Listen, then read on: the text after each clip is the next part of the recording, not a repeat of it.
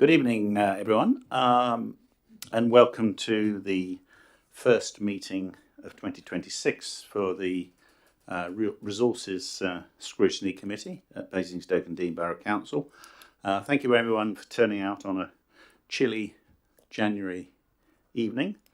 My name is Councillor John Izard. I'm the chairman, and to my right I've got the vice chairman, Julian Jones, and other councillors, plus visiting councillors and officers.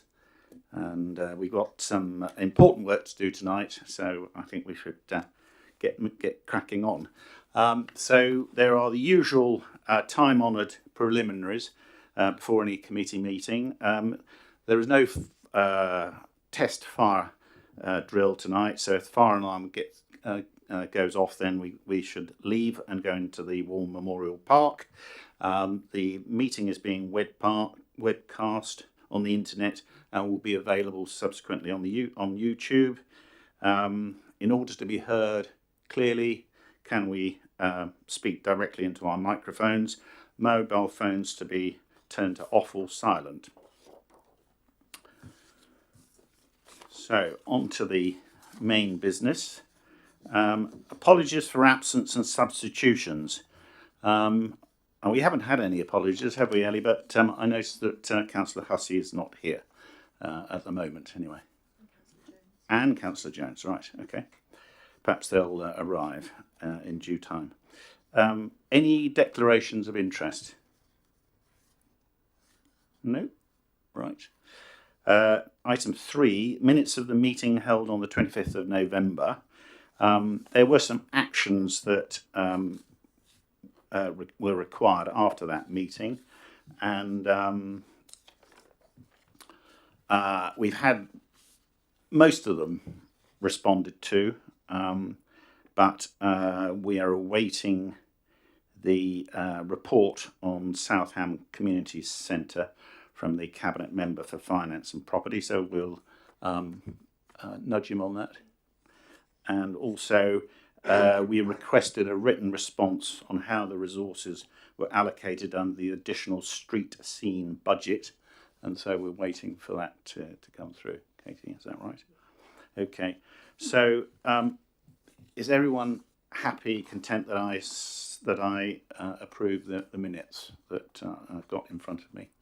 Okay, and you've got in front of you. Okay, fine, good. Right, so first we've got two main items of business tonight. The first is the Q1 and Q2 key performance indicator review, and I'm pleased to welcome the leader, Councillor Harvey, who's going to introduce the report, followed by the director, Katie Salis, who will provide some background. Right, now who's this arrived?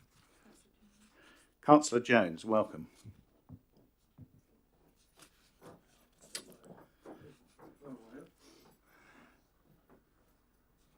Now,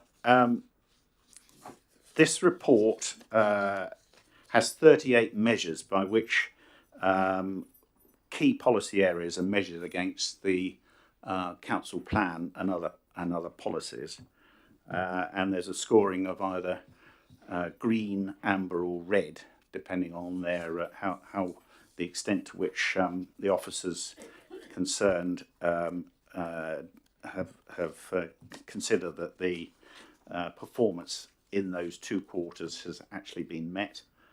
I've missed one as well, actually, I shouldn't be, which is blue, which is exceeded.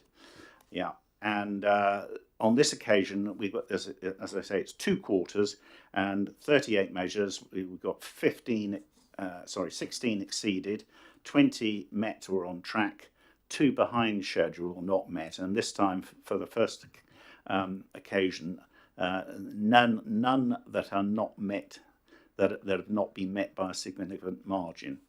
So I contacted the other committee members to propose that on this occasion we would not, because there are no instances of KPIs not being significantly met by us by a big margin, that we wouldn't be asking the officers to come in.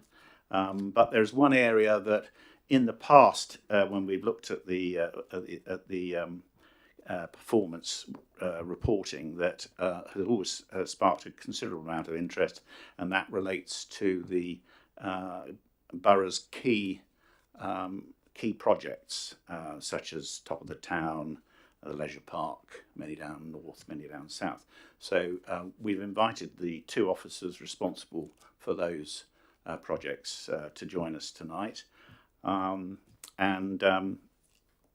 I propose that, as far as the 38 key measures are concerned, we do a quick page turning, which will give everyone an opportunity to raise any questions that they have, and we can direct those at you, Katie, or Councillor Harvey.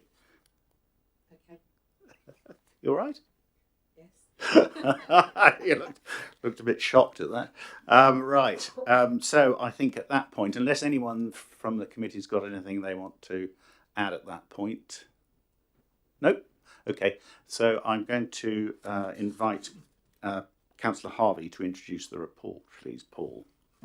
Thank you, Chair, and thank you for receiving the report. And it is a really good report, because I think this is a reflection of the hard work of our officer teams across the authority, and I think they should be congratulated for the fact that of the 38 indicators, 36 of them are on target or have been exceeded.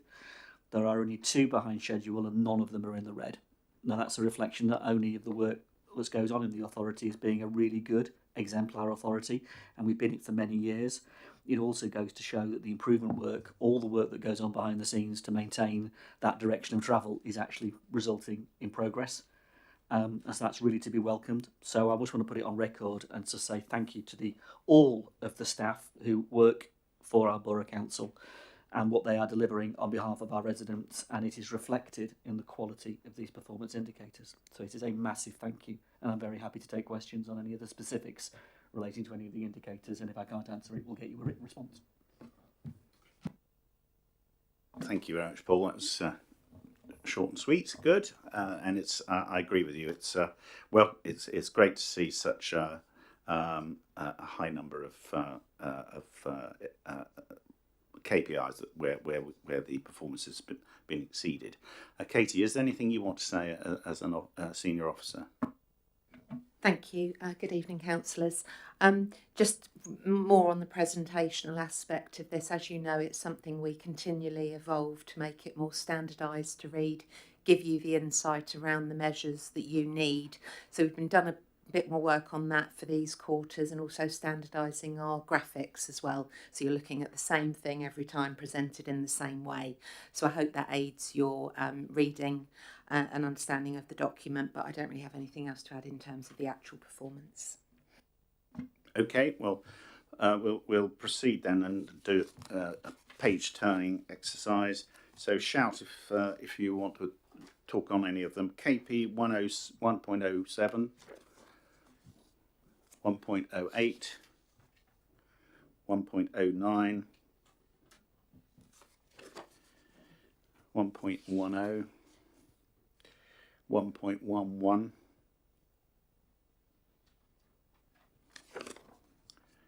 1.13, 2.10. So I'll ask a point here. Given that the DEFRA national recycle, this is about household waste recycling rate, and the status is met on track. Given that the KPI from DEFRA national recycling is a target of 65% by 2035, and that we're at 31%, how do we propose to sort of make up that difference? One of the big issues coming through will obviously be us understanding and adding in what's happening in terms of the food waste service that has just been rolled out. So that data and that information will start to come through as we number crunch. The other key point for us is the disposal element that resides with the county council, as I understand it. So while the Cabinet member and also officers could give you a much more detailed response than I can, one of the things I am aware of is the investment that's going to be required in the new recycling facilities for Hampshire that will enable us to recycle the plastics that we can't at the moment. And that's going to be pretty fundamental, because at the moment one of the issues we've got is that county cannot recycle quite a significant number of plastics that we get that other authorities and other councils can, which is why they can get towards that 65%, and we will struggle to until such time as that disposal side of things is sorted out. But that is a really big debate taking place at the moment, and that's a massive investment required going forward. But it will make a huge difference once it's done. And I think also in terms of the supermarkets, the ability now to take product back. So that should be factored in as well at some point, the ability to be able to take certain things back to the supermarkets in the way you can now.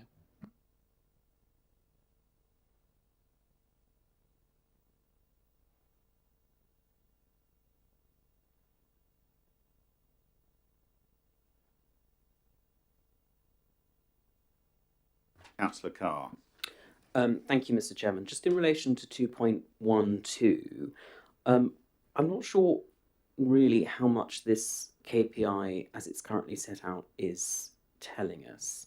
So it's outlining the delivery of play and open space improvements in relation to the capital programme, but all we've really got here to look at and scrutinise is on track, on track, on track, on track.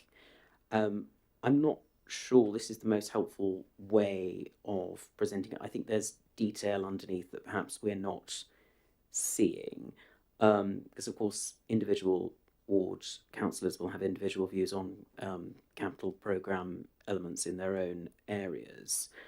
I'm just wondering whether the next time we present this, there is a section of the capital programme in relation to play and open space improvements that we can include. I just think we'll probably want to go underneath that potentially, because is it the case that they are all on track or not? I'm just not sure we can scrutinise 2.12 in its current state. Yeah, I agree that it is lacking anything quantitative, any measure of how many play and open space improvements are being carried out in a particular quarter. And it would be, I think it would be more informative to know that. Otherwise, it almost seems as though we're just accepting it on trust that it's on track, and then at what point does it go off track? What track is it on? I will. Obviously, we can feed more detail into them next time you see them. But also, we're at the point in the municipal year where we will be proposing to SLT and to Cabinet what the performance measures are for 26-27, which you get the opportunity to scrutinise and make recommendations on. So we can pick this one up again at that point as well. And I'm happy to take that away, because there's an exceptionally good story beneath this. So I'm very happy to give more detail if that's appropriate at the right end. We can look at the KPI as Katie rightly says. The reason it's on track is it's on track, and if it wasn't on track, it wouldn't be presented as it's presented. So the good news is that the improvement programme, the capital spend on play areas around the borough is delivering. It is an exceptional programme, and it is doing really good work in terms of regenerating and renovating our play areas in a large number of wards. The other part of that is we also now have a maintenance programme, and that maintenance programme is replacing equipment that was otherwise left. You simply had the equipment removed and it was left as a blank area.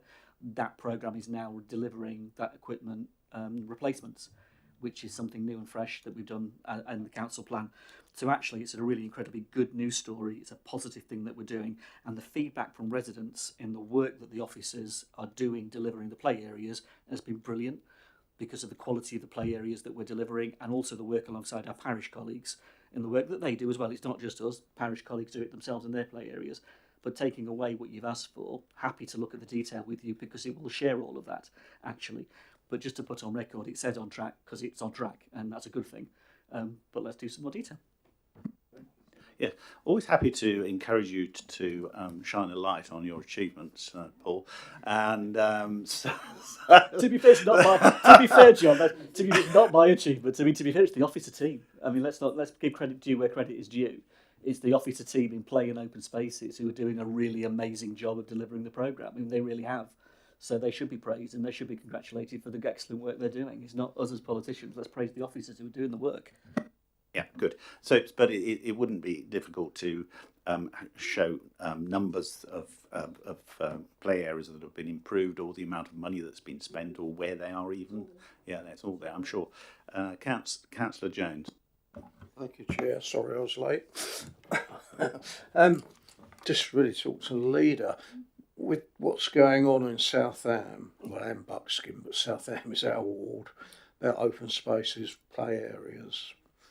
What is actually can you speak to us about what is happening within that, the green spaces and that, whether it's at this meeting or after the meeting, because that is relevant if we're talking a 20-year programme, and if you're not upgrading the stuff on Southam, I want to know if.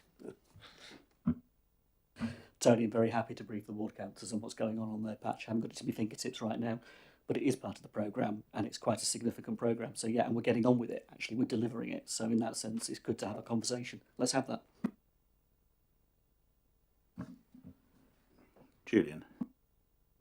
Chair. Yes, just the status of some of the new developments. I think I think the management companies are still dealing with those. Clearly, they're all new and they're well equipped now. As time goes on, it's not a concern for the current periods, but it may become a concern in the future. Good. So 2.13. Again, that's an on track. So that could we on track isn't the best of measures, I think. 2.15.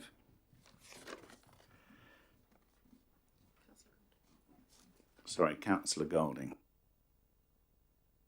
Sorry for this one. It's not a question per the report, but I was wondering if we might be able to ask the senior officers for some feedback on the new changes proposed in terms of taxing vehicles, and if they think that's going to put this progress at risk, because it certainly is a concern of mine.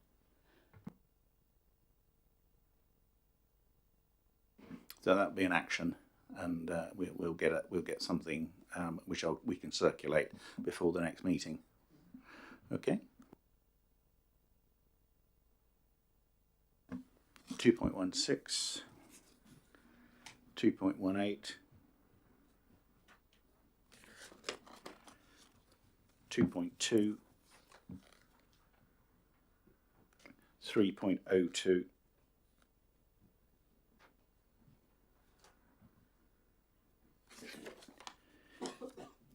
3.03,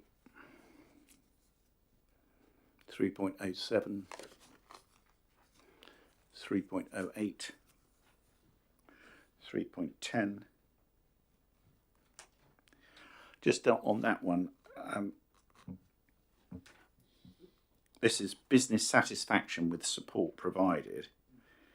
And we're saying the satisfaction rate, target rate is 90%, and we're exceeding that by 92%. But the data on which that is based is just on the interaction with local businesses.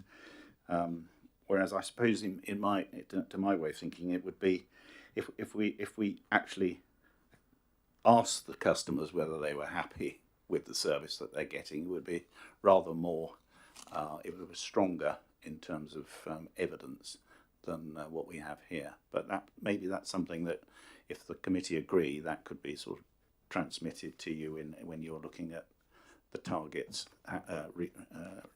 reordering the targets in future. Okay.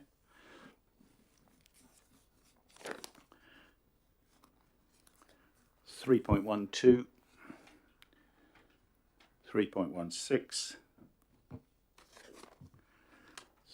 3.17, 3.18, 3.19, 320, 321, 322, 323, 325, 326, 328, 329, 332, 333, 334, 335, 337, 338. Okay, so that brings us to the major projects overview status. So if everyone's happy, we'll start with the leisure park, and the officer concerned, I think, is Sarah Good, is that right?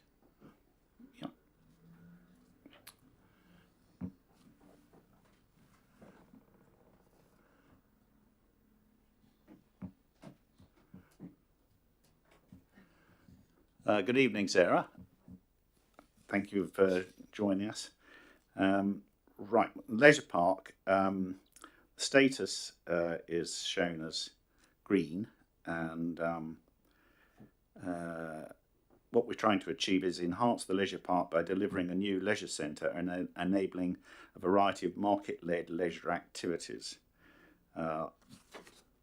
There's the aquadrome is obviously a major element of that, and that's covered in the next KPI.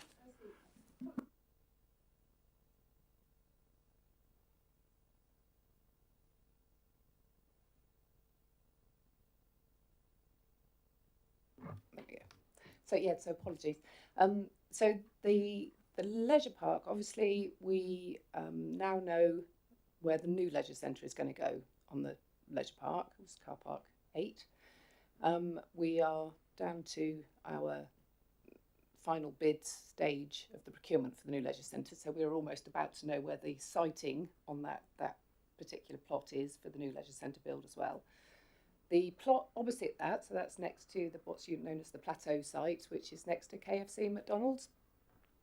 That we have now agreed we will be putting the golf re-provision on that plot there. So everything else on the leisure park to the east is Milestone's land. Then we've only got plot 1, which is the current aquadrome, which obviously we won't be able to do anything with until we decommission the current building. And then there's plot 5, which is a small one that's tucked behind the bowling alley. So that only becomes available again when the aquadrome is demolished. So there's not a lot in the way of vacant plots left on the leisure park right now. So this was a milestone that we are on track for. I think that answers that question. Right, any questions for Sarah? Councillor Jones.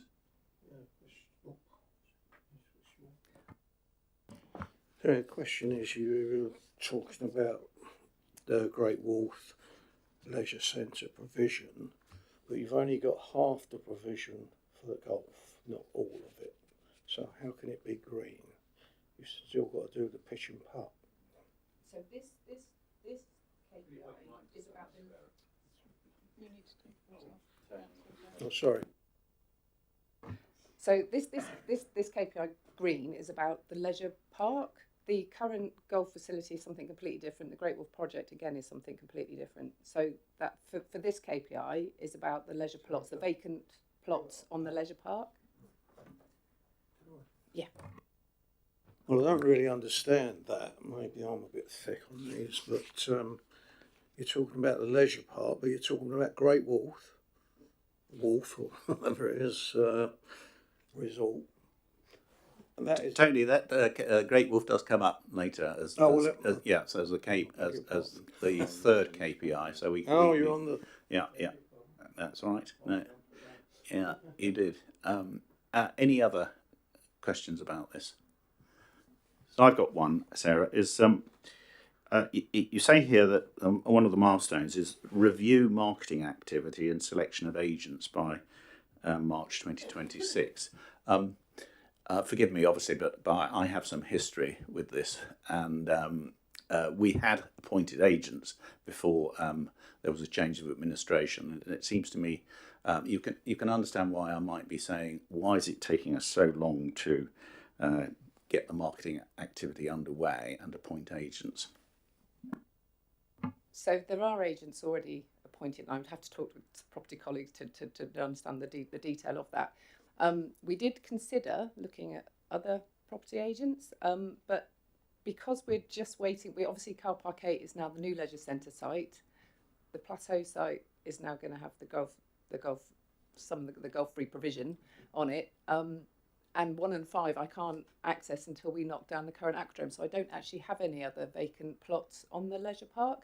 What I do want to look at is, once we understand the siting of the new leisure centre on Car Park 8, because it's quite a large site, is joining up that the public realm that we will have. So the public realm that the new leisure operator will provide as part of the new leisure centre, and joining that up in a similar style to how the linear park was described in the original master plan, and joining that up along with, when we get round to the Great Wolf development, how that might link up with West Ham Park, so that we have a consistent public realm offer across the leisure park. But that's something I can't do until we have the new leisure centre operator in place, so I know where the siting is on the Car Park 8, or that we have planning permission for Great Wolf, and then we can start having those conversations.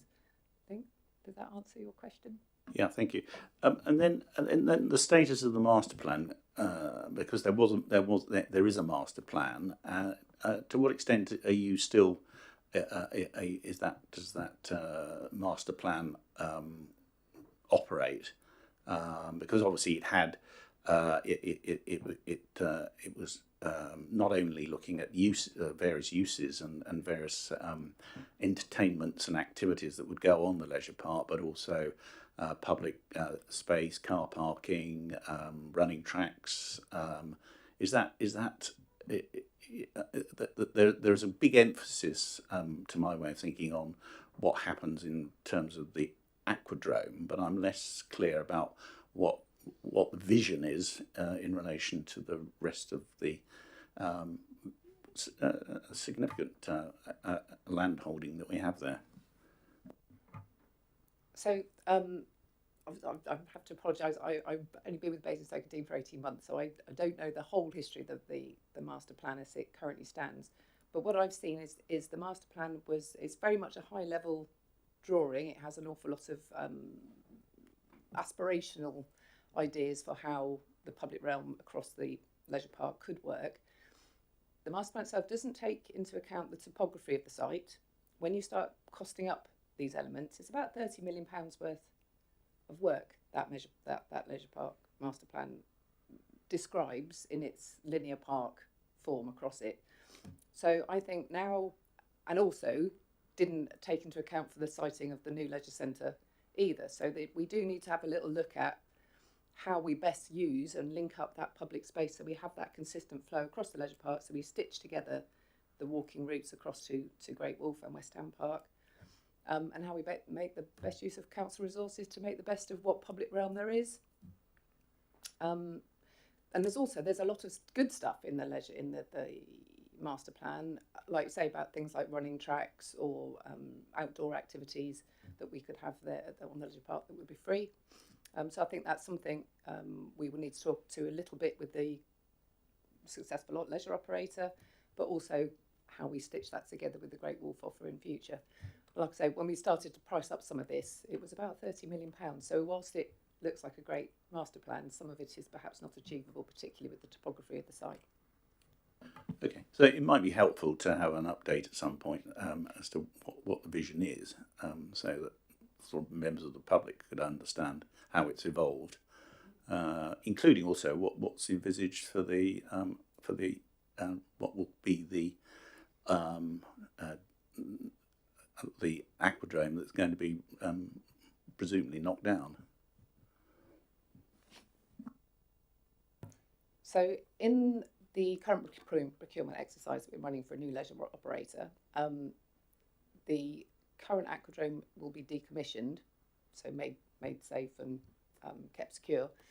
Don't have budget in that current project to demolish the current aquadrome, but absolutely we are in conversations with commercial providers about what we could do on that site in the future. Obviously that doesn't become available till 2030, so we have some time, but we are already in conversations. Yeah, understood. And it's a long way off, but it's a valuable piece of land, and there's an opportunity there. So it would be good to know what sort of thinking is going into it. And Councillor Harvey. Thank you, Chair. Just a couple of points. I think in terms of the marketing activity, that kind of never stops, and you'll know that from your own time in terms of the experience and the property team always looking for opportunities that will benefit the borough in terms of leisure, particularly going on the leisure pack. Each piece of this puzzle, as Sarah rightly says, will fall into place. The two biggest things that we've concentrated on that have now been delivered is the new aquadrome, which is now coming along, but also the retention and the refurbishment of the ice rink, which is now fully in progress, open, and it's great to see the Bison back playing again. So those have been two real key milestones for us to be delivered, and we've done that. I think you're right, the public realm piece becomes really important, and it's kind of like fitting the pieces of the puzzle in order to see where the public realm can then be threaded through, as Sarah rightly says. But you are right in terms of the vision, and the vision is, in simple, really simple terms, to have the very best leisure park we can possibly have, with as range of activities and sporting opportunities for residents, and that has to remain. It was your vision before. It's no different to our vision now. The question is, what do you do with the opportunities that present themselves, work them through so that they're real and they don't just appear as marketing exercises? It actually needs to be tangible, and that's what we're really focusing on. We want some really good provision on those now, what would be hopefully freer sites when the aquadrome is demolished, and we want to see that site used really effectively. Another opportunity to come forward. Julian. Yes, Chair. I used to visit the cinema quite regularly, but these days my visits are pretty infrequent, and I tend to get lost. I don't know whether in part of the plan we can ensure that the signage is very clear in the future.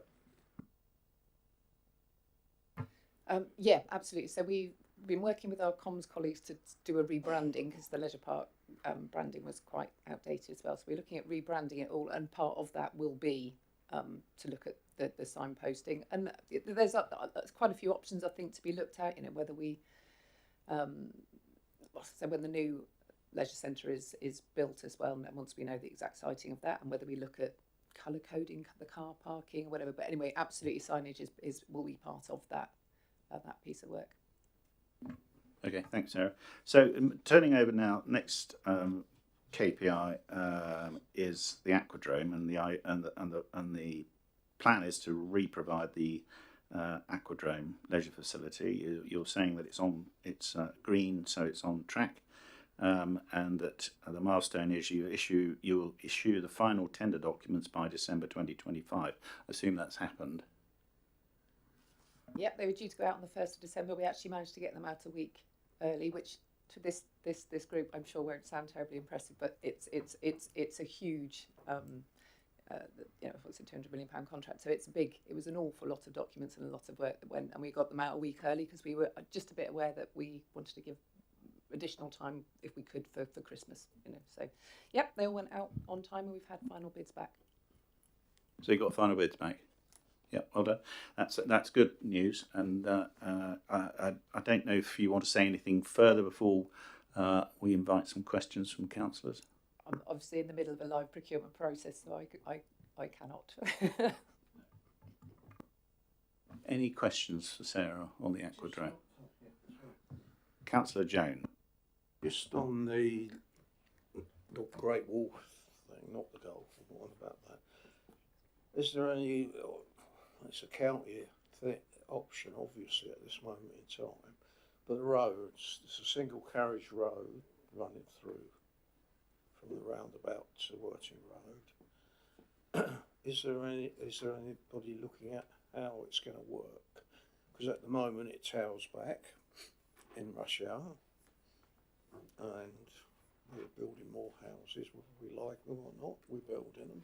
So that creates more cars, and it's all conjoined with many down. I just wondered, the money, with the planning application for Great Wall Farm, when it comes out, will there be something to look at the roads, and the noise from that area with the roads for the people living in West Ham Close and Old Worthing Road? I don't know I don't know. I doubt if you can answer that, but I would like that minuted, and perhaps you could look at it, because it's not going to be as straightforward as people think. I think we had this conversation when you were in charge, Mr. Chair, and it's not going to go away, because we've got real problems coming down that road, Worthing Road, along there. At the moment it works, but it won't work once Many Downs done and everything else, and people who are living on the road are going to suffer. Thanks for highlighting that, Councillor Jones. Paul, do you want to respond? Thank you, Chair. Tony, just to say, I think any planning application that comes forward from Great Wolf will have the highways element to it. That highways element will be absolutely assessed by the County Council Highways Department.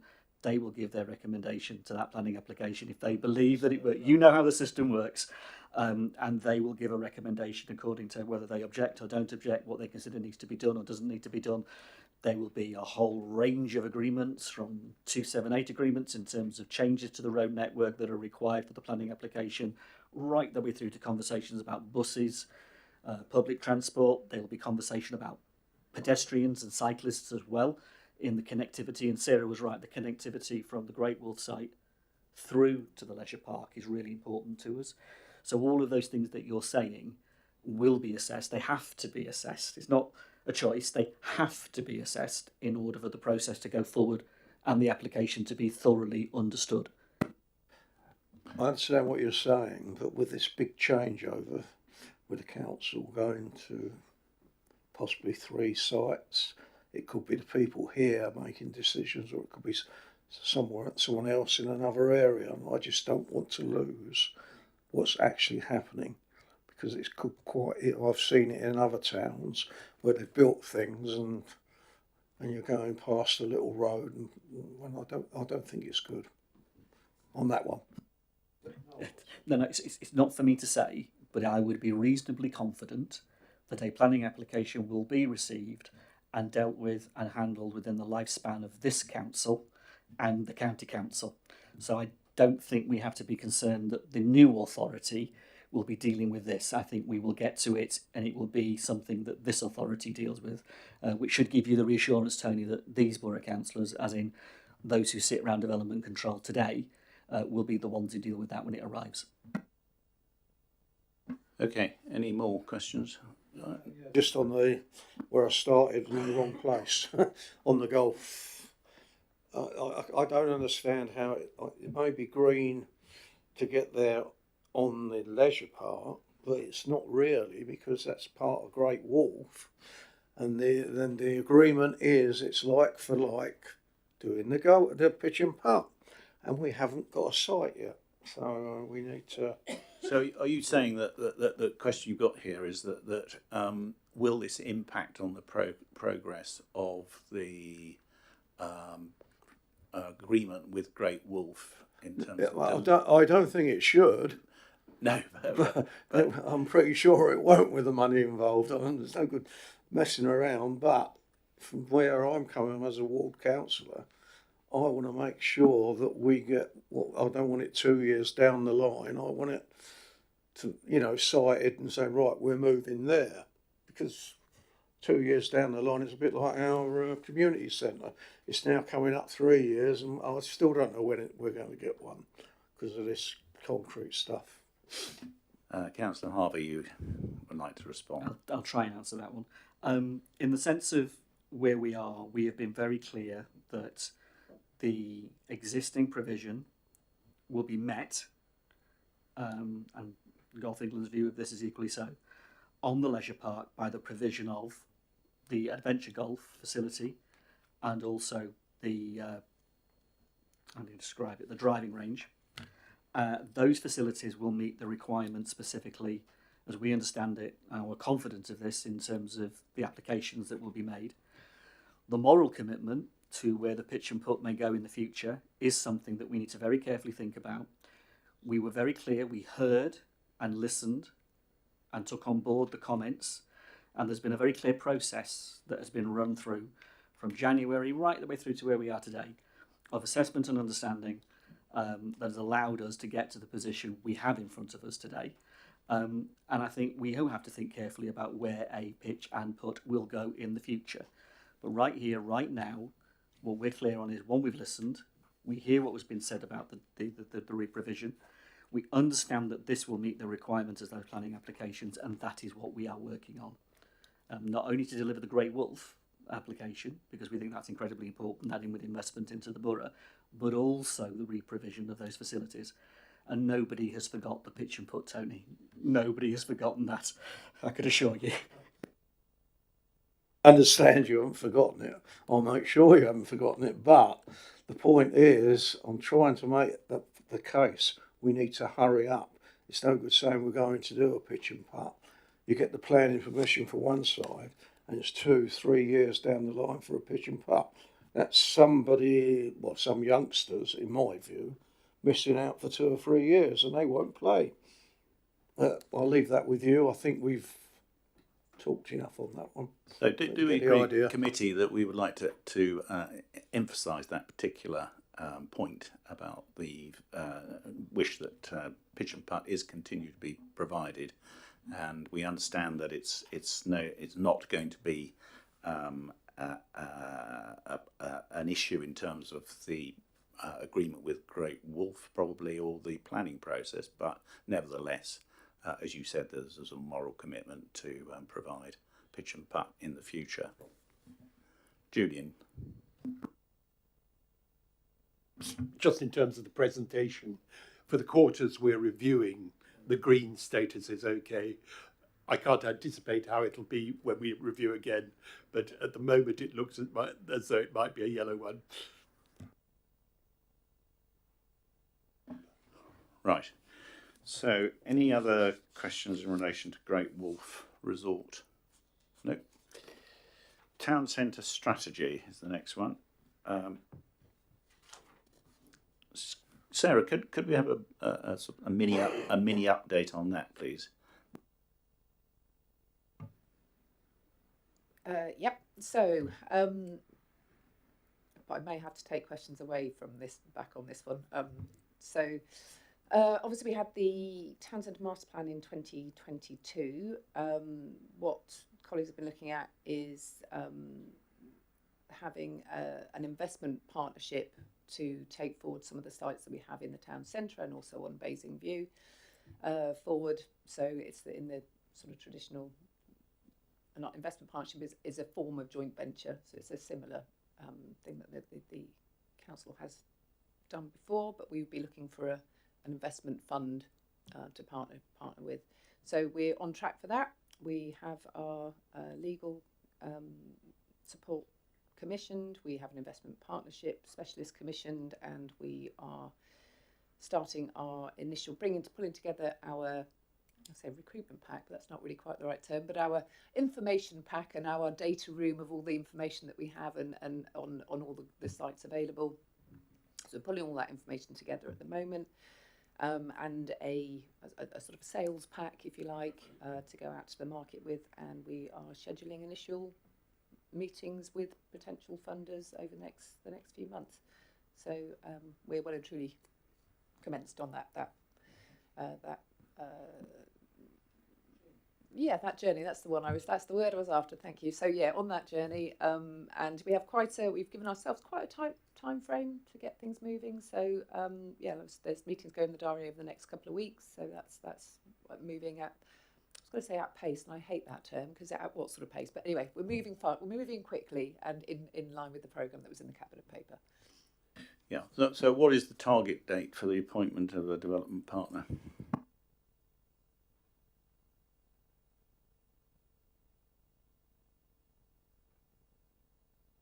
Sorry, we do have a timeline in the cabinet paper. Sorry? Perfect. Yeah, could you? Thank you. Colleagues, any other questions on the town centre strategy? No. And Jonathan. I was just wondering how we're measuring this against, what we're measuring this against if there is no milestone to measure it against. How is it green?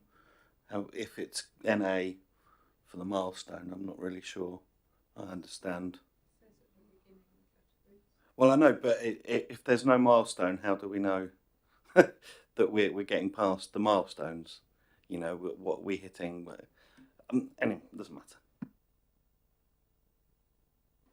Yeah, I think it does actually, because I think what we need to see is a projection ahead of what the milestones are, so that we can see how the actual performance is against those measurements, those KPIs. So it's a little bit misleading, this one. It's complete, so there's no.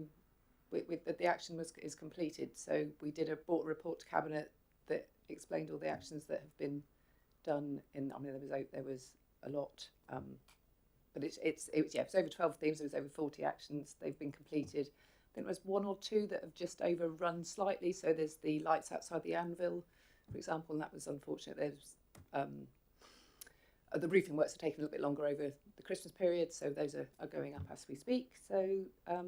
Apart from that, the top of town action plan is finished, so there isn't a milestone because it's complete.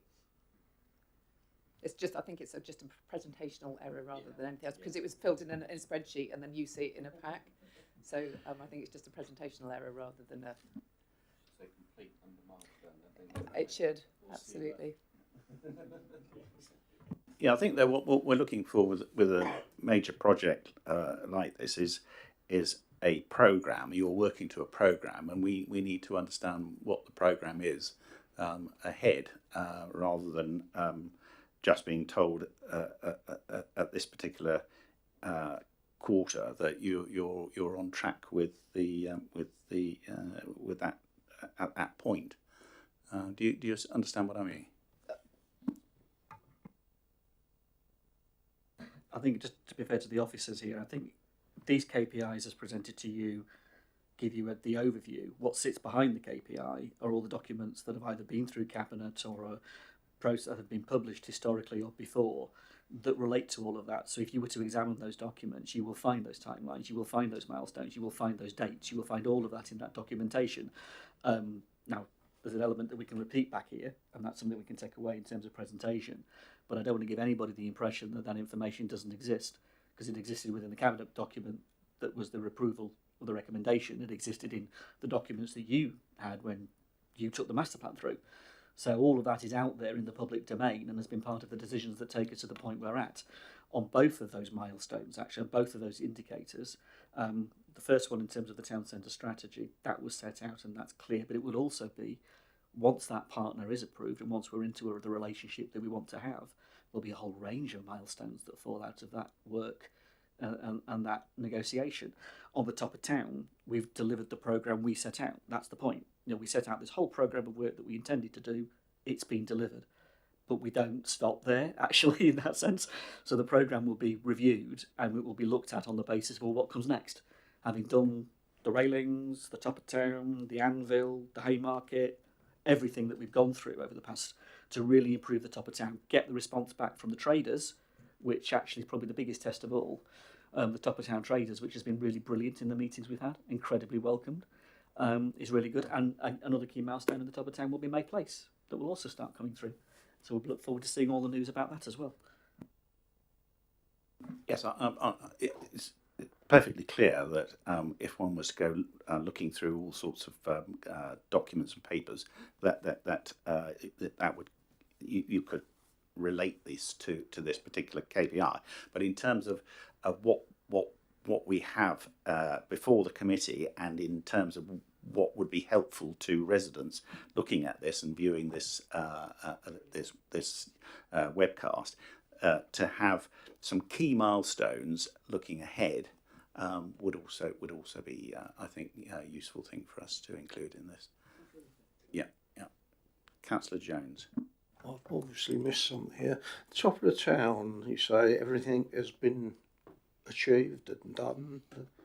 So I understood, most probably missed it, I will accept it, is that we were looking at different premises for different people, so we got a diverse shops rather than cafes, or we got cafes up there, but what we don't want to end up is what we had 5-10 years ago, where people wouldn't visit the top of town because basically it was a drinking area for youngsters, which they've got to drink somewhere. So, but the point is, I'd like to see it a little bit more diverse. We've got quite a few different shops going in there, but need something to draw people really up to the top of the town.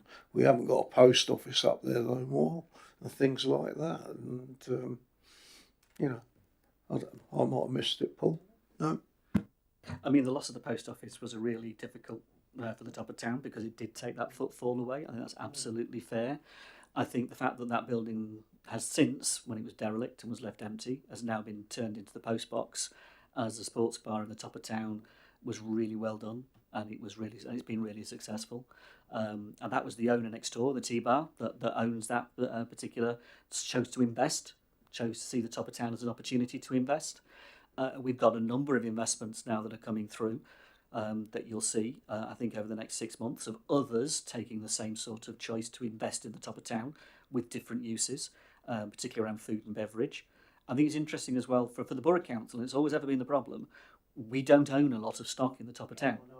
And that always is a difficult one. It comes down to what landlords in the top of town wish in their own properties and who they choose to rent it to. And we cannot always be the dictators of what that is. What we can do is get the public realm in a really good condition. And what we inherited, particularly around what was the county council's responsibilities back then in the railings, I mean, you saw them. I mean, they were literally flaking and they were an absolute mess. And they didn't want to do it. Simple things, really simple things like the planters, really simple things like giving the Willis Museum, giving the Haymarket an absolute facelift. You know, spending £150,000 on the facelift of the Haymarket, a really important, really loved facility in the top of town. We get that right, that increases footfall.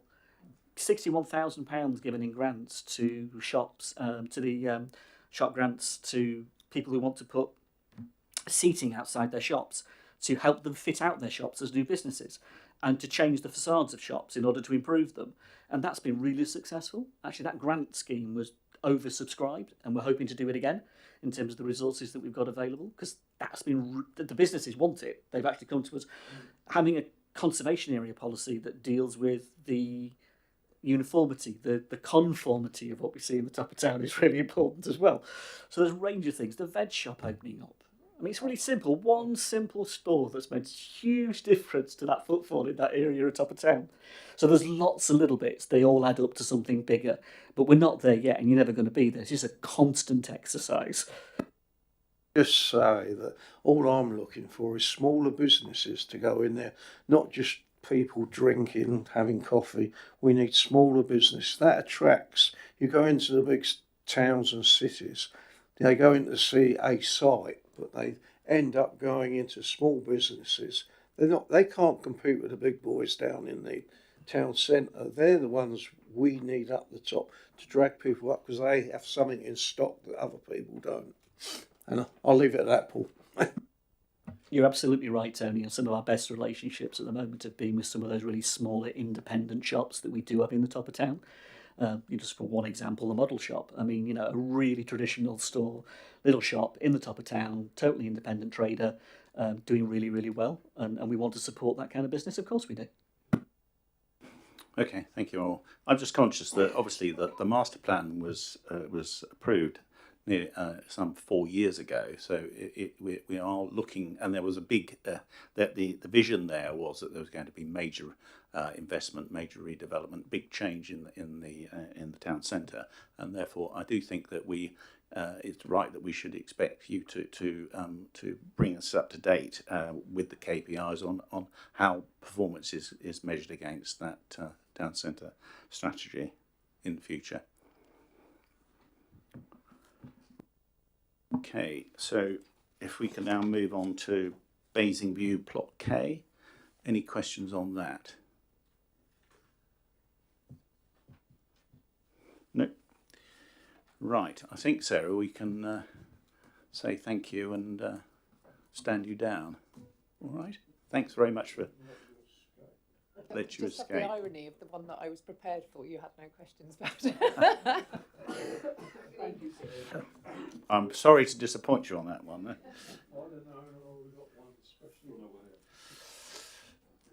Right, so we now turn to Many Down North, and we can ask the project director, Andrew Reynolds, to join us. Good evening, Andrew. Good evening, Chair, members. Right, so if we start with Many Down North, do you want to just say a few words in relation to this KPI and the milestone that's being measured? Thank you, Chair. Well, as members realise, we are a client rather than a delivery body. So from the perspective of Many Down North, we're working through a partnership. That partnership is with Urban and Civic to deliver out the first phase of the Many Down project. So I think in terms of this KPI, what we've tried to do is distill down a whole range of factors that are now operating on the site. I mean, these are obviously elements that were set out several months ago. The project is moving relatively fast in terms of progress around infrastructure, around planning, around the green infrastructure. So there's a substantial amount of work that's happening on site. So anybody that goes past it may not always see it because you don't see it from the roadside, but if you take a moment to pause and actually look over the hedge, you'll see a significant amount of work that is going on site. So for example, we have almost completed the work around archaeology on the first two key phases. The partnership has been in dialogue with the local planning authority in terms of the key phase documentation. The majority of that is coming to a conclusion and being signed off by the local planning authority, which will then lead into the first reserved matters being submitted, which I think actually has only recently gone in, and that is for the entrance off Roman Road and Winkelby Way. So that's the first entrance going into the site. You'll notice if you do go up Roman Road that there are now, I think, traffic lights up there because we've started, or the partnership has started on site to open up that entranceway. We've already been working in the background to create the road structure on the site to connect with that junction. So it gives you a feel for the way in which we have mobilised over the last year to obviously get the project moving forward with Urban and Civic. So there is a real genuine desire to continue to work night and day pretty much on the project to move to a position over the next couple of months, if not sooner, to marketing the first parcels, to engaging with the first house builders, to be able to then see the planning applications come forward for those first parcels. So an exciting year ahead for us in terms of seeing that come to fruition. So what you see in front of you on this particular page from Many Down North are just really high level pointers in terms of the work that is sort of has started, continuing, and will continue throughout this year and for the next 12 years. Right, thank you, Andrew. Any questions for Andrew on Many Down North? Councillor Jones. Simple one.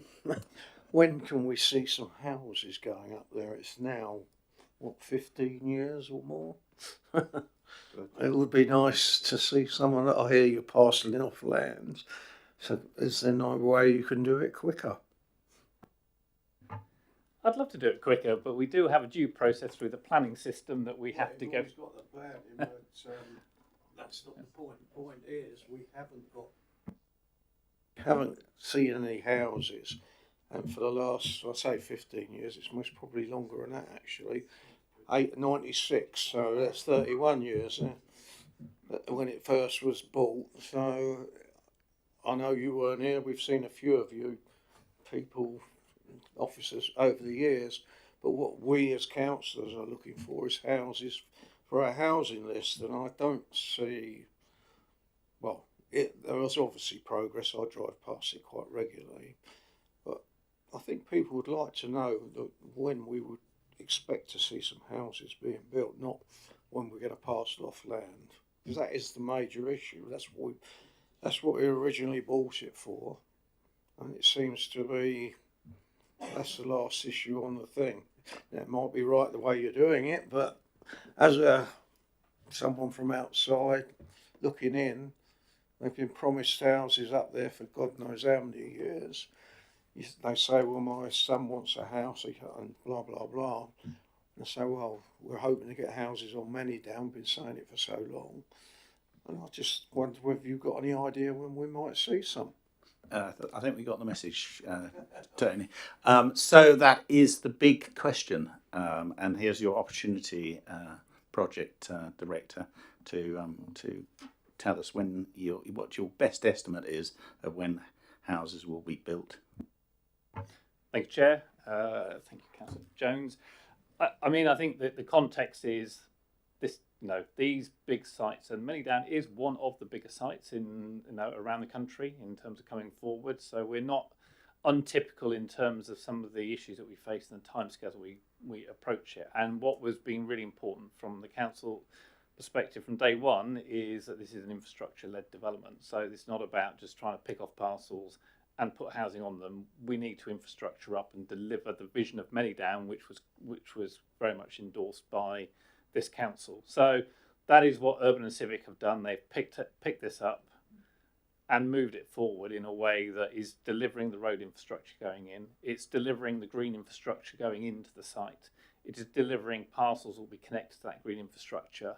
And those parcels, when we go out to market, we will get the right house builders to come in and deliver the right product that we want to see on the site that gives it a quality feel. And that will take more time, but it's not any different to where you are looking at other large strategic sites. So the marketing of parcels will be, as I said, within the next couple of months, within probably then a process by the end of the year. We will have reserve matters being prepared, if not before then, in terms of going into the local planning authority. So first houses coming out the ground in 2027. So that's currently the trajectory that we're working to. We don't see any reason why we shouldn't achieve that. Urban and Civic are very much on this in terms of wanting to see it happen. And therefore, from the point of view of making sure that infrastructure goes in, including the undergrounding of power lines, putting in all the water and sewerage, all that is in place. Well, I think it's a shame it's another 2 years, but I suppose we've waited 30 odd years before we get a house. Thank you. I know you're not at fault on this one, as much as I'd like you to be, but thank you. I think it's 1 year, isn't it?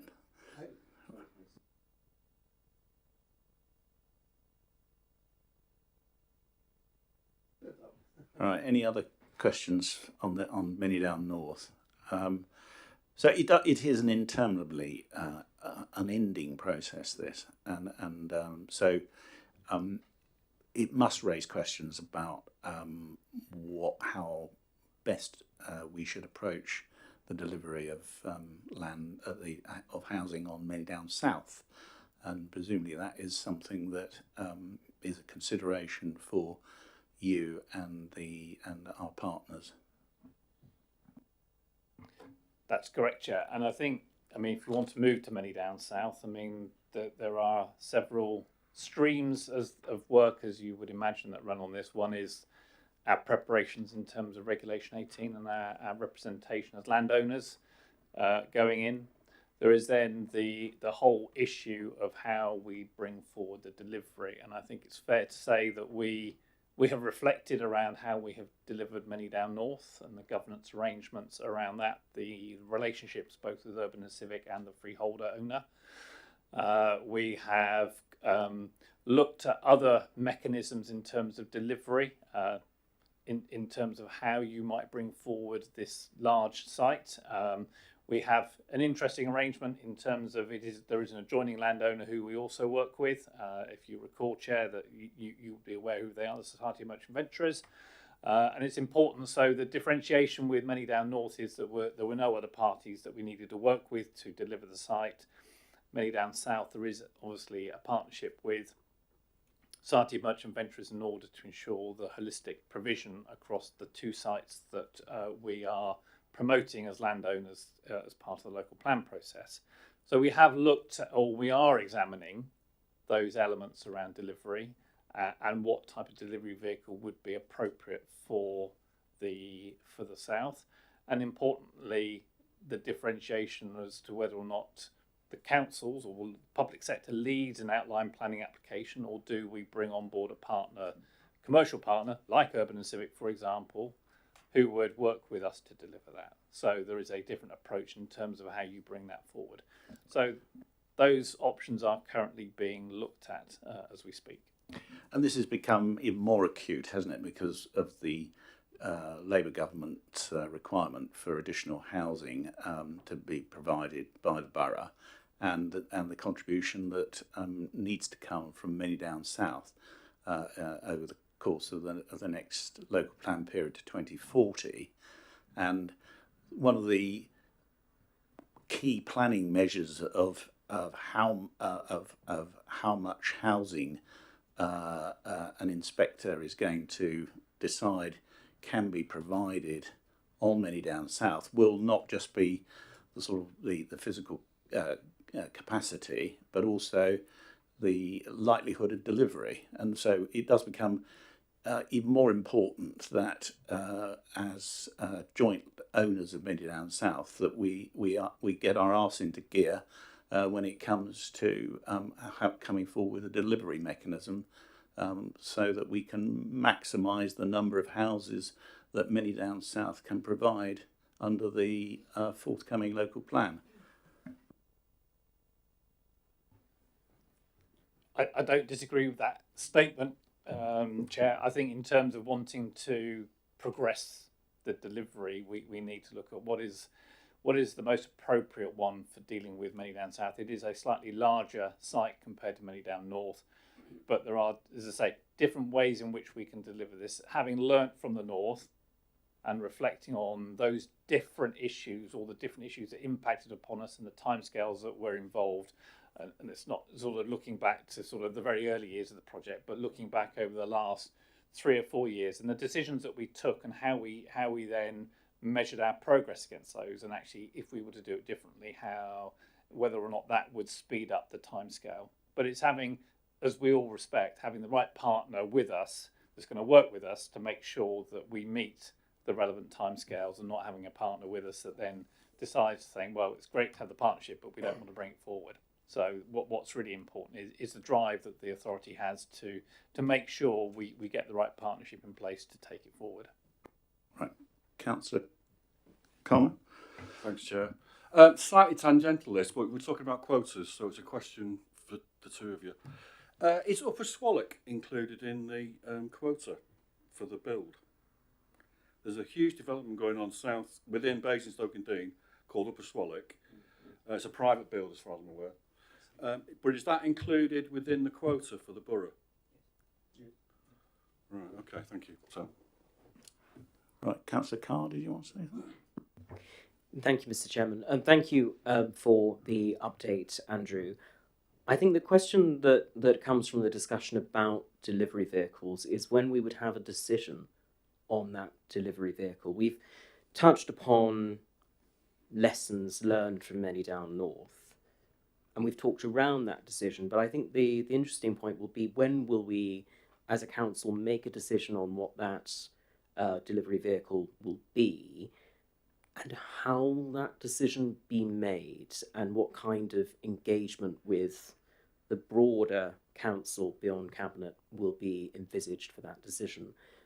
I think it's critical, given that that project will obviously extend beyond the lifespan of this borough council and indeed the county council, that decision is taken quite carefully.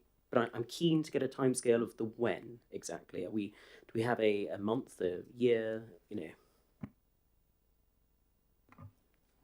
It's an active work stream. We've not at the moment got to a point where there is an absolute clear direction. I think it's something which would probably emerge within the next 6 to 9 months, in terms, if not sooner, as a decision point. But at this stage, that's a sort of broad timescale that I'd give you. I'd need to come back to you with regard to the engagement process in terms of that decision making. I mean, ultimately, it's a cabinet decision. Whether it becomes a council decision, we would need to just reflect on the governance arrangements and the constitution. So that's what I would need to come back with on. Councillor Carr. Thank you. I think if we could get a reflection, perhaps as a written response back to this committee, and perhaps the leader will comment on this, I think as much clarity as possible about when we will get that decision, I think would be appreciated and helpful. And whether that emerges perhaps as part of the regulation 19 or 18 process, I think we just need to know where we're going and when, because I don't think we're sufficiently clear yet on that point. Councillor Harvey. Thank you. Both good questions and both relevant to the priorities of the council, really. Many down south, as far as we're concerned as an administration, is a priority. We make no bones about that. The North was, in terms of getting the deal across the line that then resulted in the work to deliver the infrastructure that's now going to deliver the houses. You won't be surprised, I've been at this for nearly 25 years. You all sat through the process when you were in control of the council. These things do not happen overnight.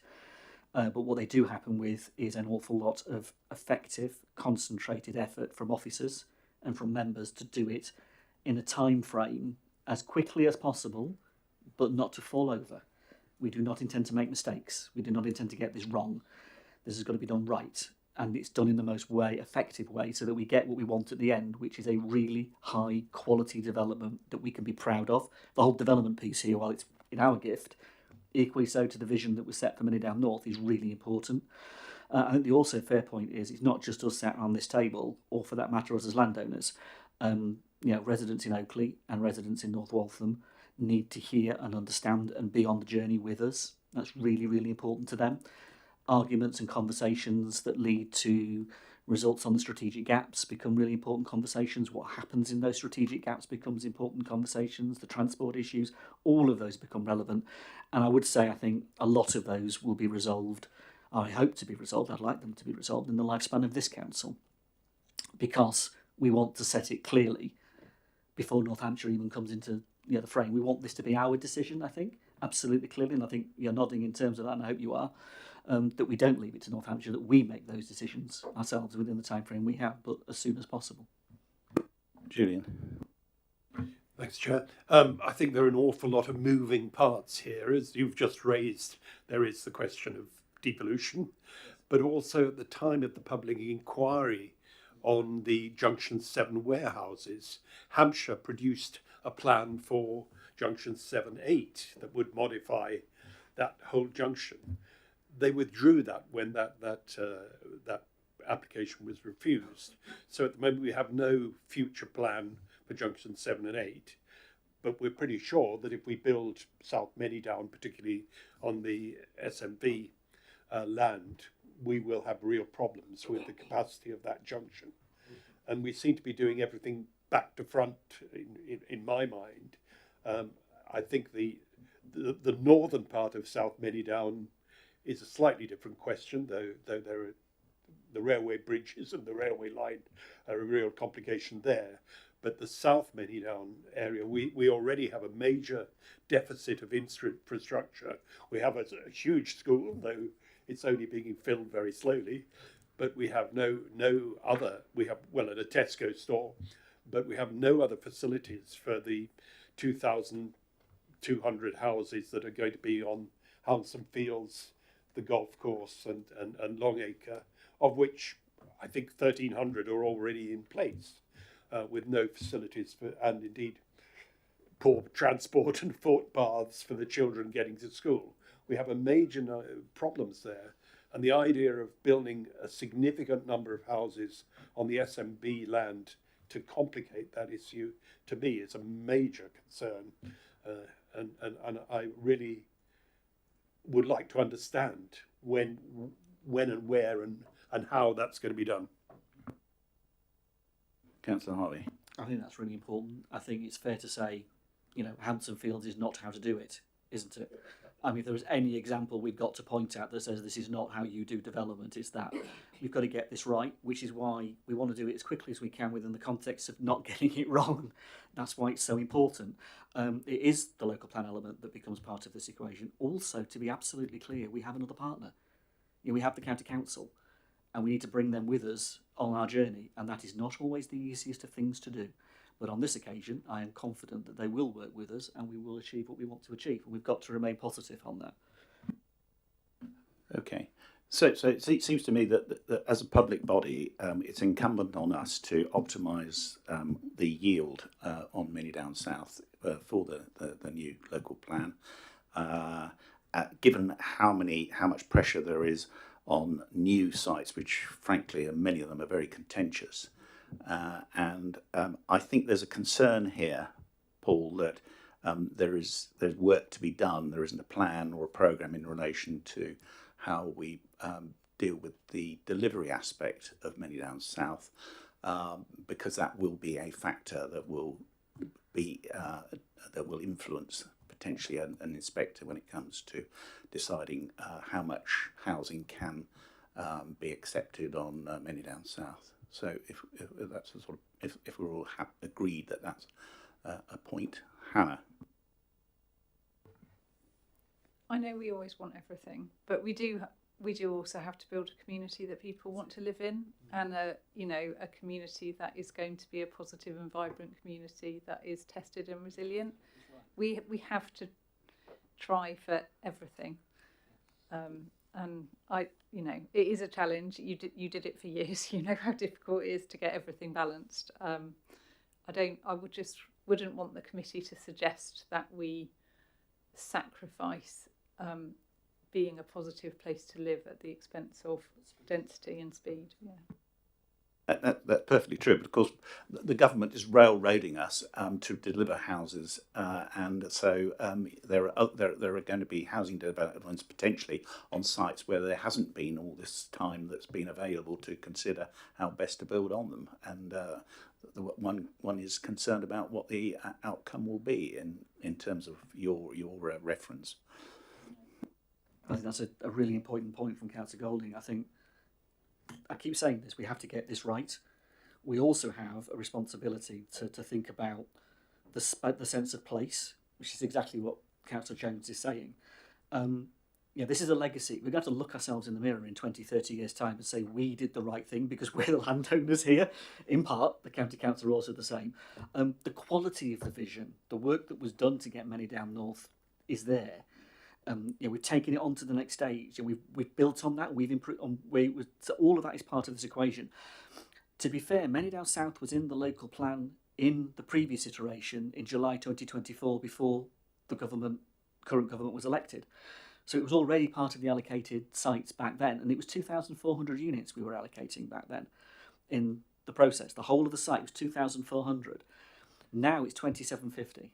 So recognising that really important point you've made, we are maximising the allocation that can possibly come from Many Down South within the context of not falling over. And that's a part of this, and it's the whole of Many Down South. It's not just the boroughs land, that's the SMV as well. It's important to put that context to it. So speed is one of those issues. We don't want speed to be the sacrifice of quality. Right, thank you very much. Councillor Golding. Thank you. This possibly is more of a format question, but on page 54 it outlines how everybody gets their RAG status. You've just sort of taken on timescales with your commentary. Can I therefore infer that you are still on budget and within scope, or are those also amber? So it's a really good question in terms of prioritising how we do the risk management around the project is quite complex because it is a complex project. So you would expect there to be quite a detailed and thorough risk assessment that sits behind everything. So in terms of the delivery side, that's already a work stream. We have budget for that, so that doesn't change the RAG status of there. So that element would remain green, and within the overall programme, we have elements that are green. We have elements that are quite dark amber. So an overall average assessment is that we're at amber. So I couldn't come to you today and go, well, this is a green project, because you'd look at me and go, really? So ultimately, the complexity of all the different risks are then averaged out. So going back to the point, no, it shouldn't change the overall amber rating that we've got on the project, because there are other factors that sit behind this that give us this current rating. But what I would say is that, yeah, there are resources there. There is a work stream that's already mapping out what we're doing in terms of the delivery structures and testing some elements around this and re-examining some of the issues that we faced in the past, just to make sure we've got a legal position clear. So that's in place. So I don't want the committee to think that haven't got a work stream. There is a work stream on this, and that's sort of progressing at the moment. I think the more key element is the timescale we bring that to fruition, and I think that's the point at which we're sort of still carefully thinking through what we would bring before members for a discussion. I think the other part that's being discussed this evening is around the whole sort of what will Many Down South and Southern Many Down really look like. But before we get there, the technical evidence that backs up. So from a landowner, and I won't talk on behalf of the local planning authority, because that's Jenny Jackson's role to do that, but from a landowner perspective and the work with the county council, both as the landowner and as the transport authority, we have been engaged over the past, very closely engaged over the past 18 months, working to look at the whole transport network. How do we deal with transport in that area? And yes, it's never going to be an easy issue.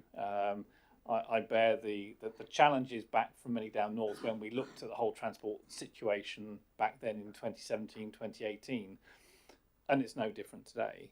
And it's ultimately, how do we design a network that can accommodate the level of growth that is going to happen or want to happen across the west side of Basingstoke. Unitary council might be quite helpful, mightn't it, in those circumstances? But I couldn't possibly comment. No, thank you.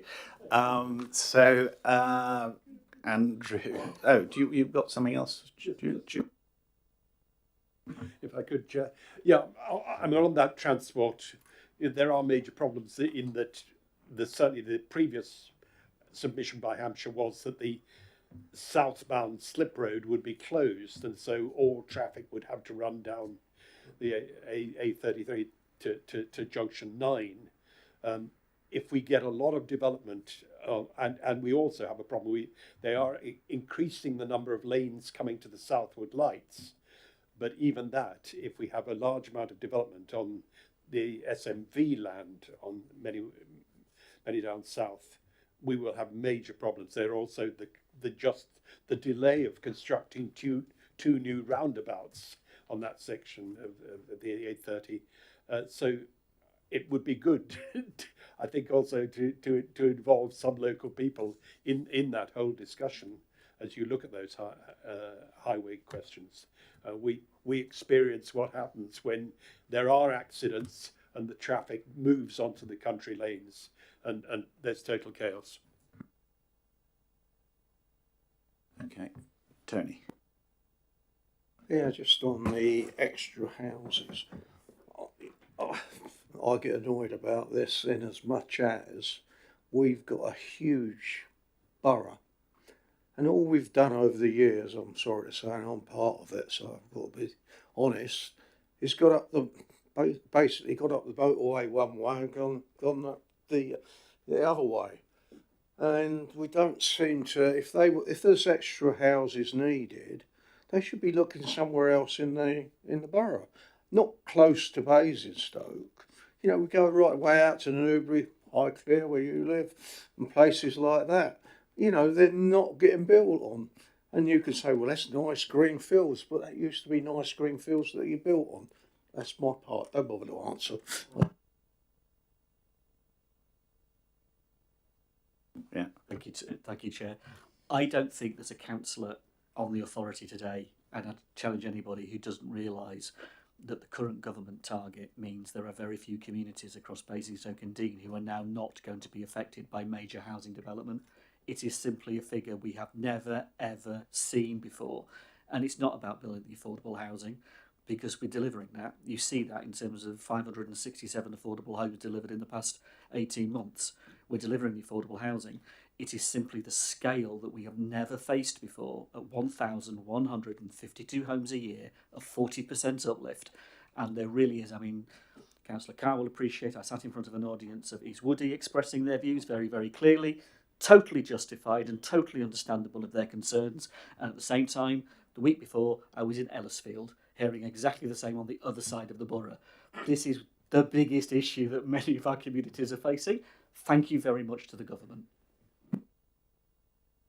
Okay, on that point, note, there's parcel 6A at Manydown. Has anyone got any questions on that? No, I don't think so. Right, okay, and we haven't even had time to ask you about how the progress is, what the progress is on the country park, but I'll leave that. Unless there are anything else for Councillor Golding. Sorry, it's not for you, Andrew. No offence. I just thought it was worth the committee noting how positive that whole update was. There were so many greens and exceeded expectations, particularly on the thing. I just think, you know, personally, I'd like to pass my thanks on to officers, because I think sometimes you look at a report like that and think, oh, they can't be very challenging. But we agonised over those targets. I don't know if anyone else remembers. We absolutely made sure they were stretching. So I do think that's quite a positive outcome, and I'd like my thanks passed on. I'm sure the whole committee endorses that comment.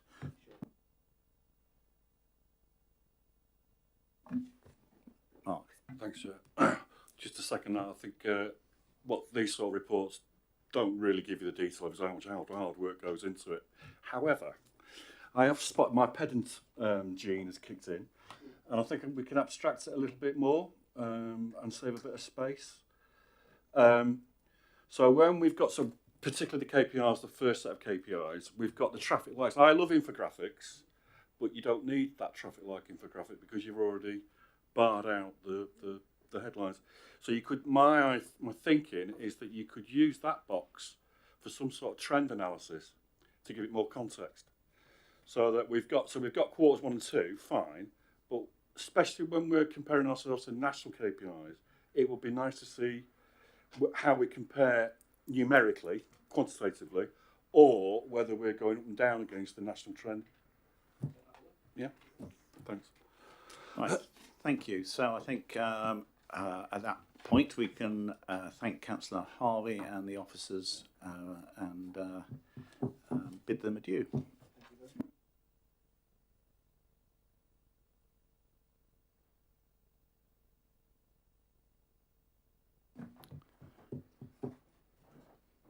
Right. Do we want to?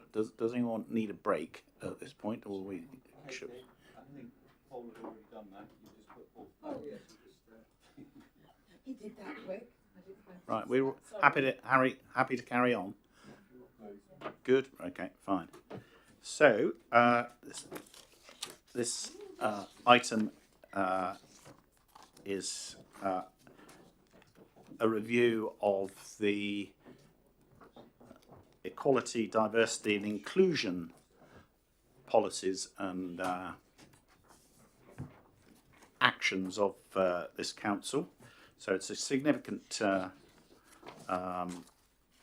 activity and responsibility of the council, and I don't think it's one that's been before a committee before. So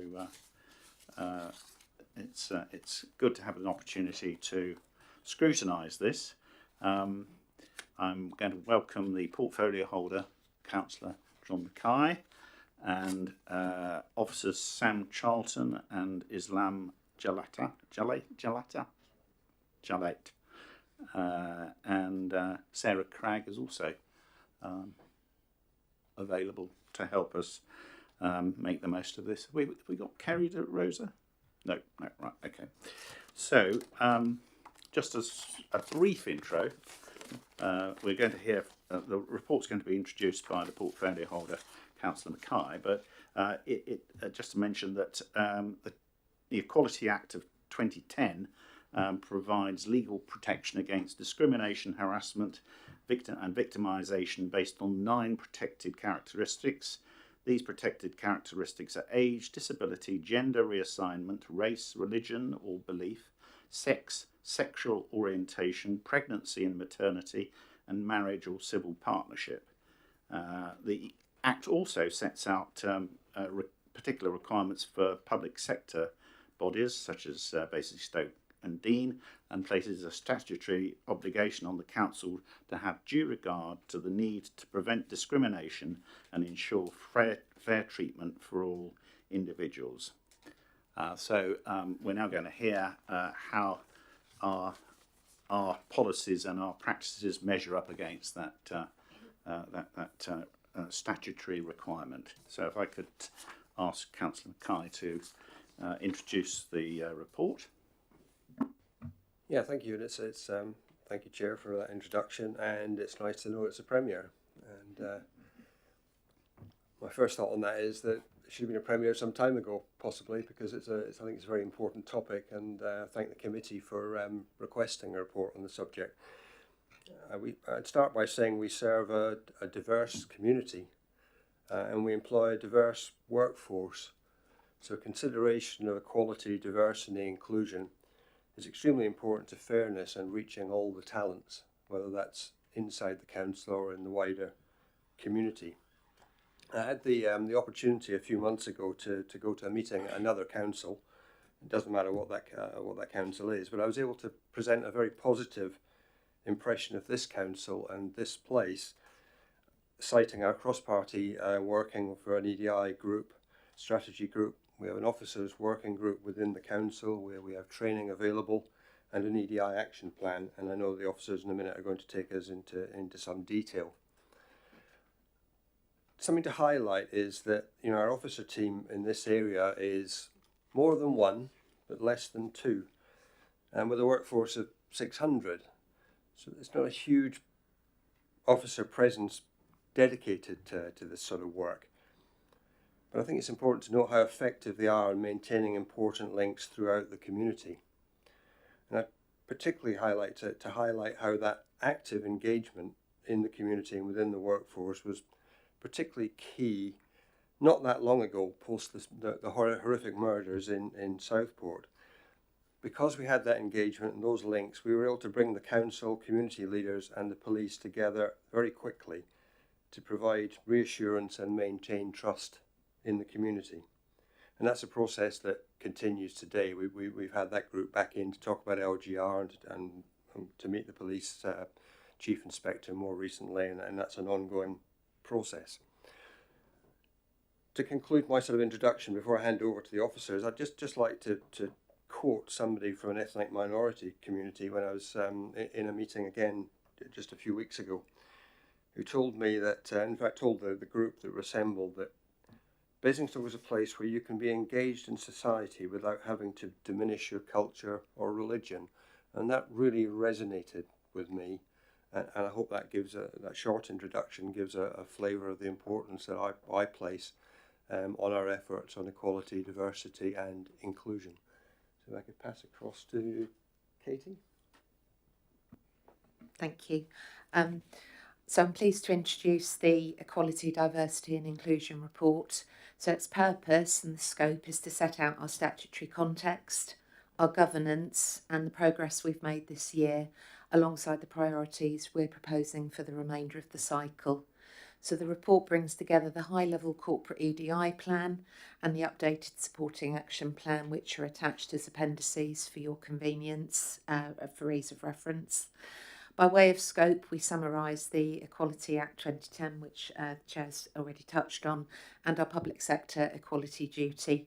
And then we set out how we're delivering against these requirements through our leadership, the governance and day-to-day practices.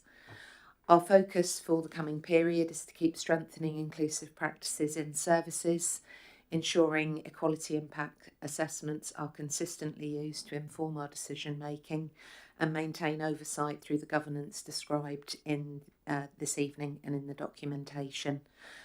So I'll leave it at that. Thank you. Thanks, Katie. Now, do any of the other officers present want to say anything before we ask the committee to comment or make observations?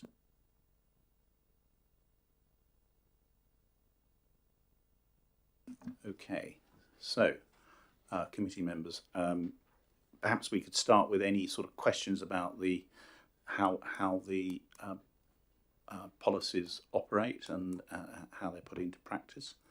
But over to you. Yes, Chair.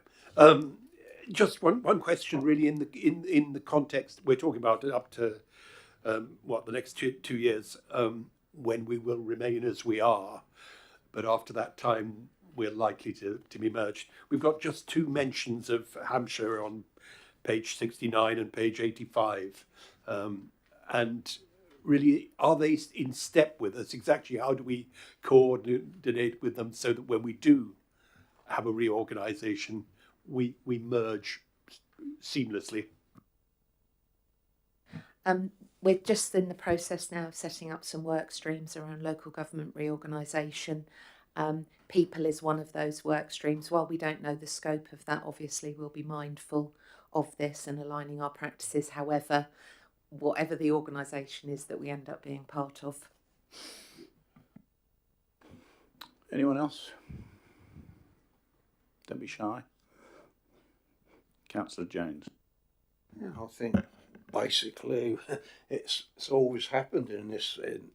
We haven't actually. We've always had a diversity thing in here for years, and it's worked well, as far as I know. I think most people think that way anyway. We've got 1 or 2 who don't, obviously, but in general, in Basingstoke, I think as a whole, it's quite a settled place. And if there is problems, we should look at them problems. But housing is reasonably good compared to other boroughs, and we haven't got places where it's all of one religion or all of one site, we're integrated, which is a good thing.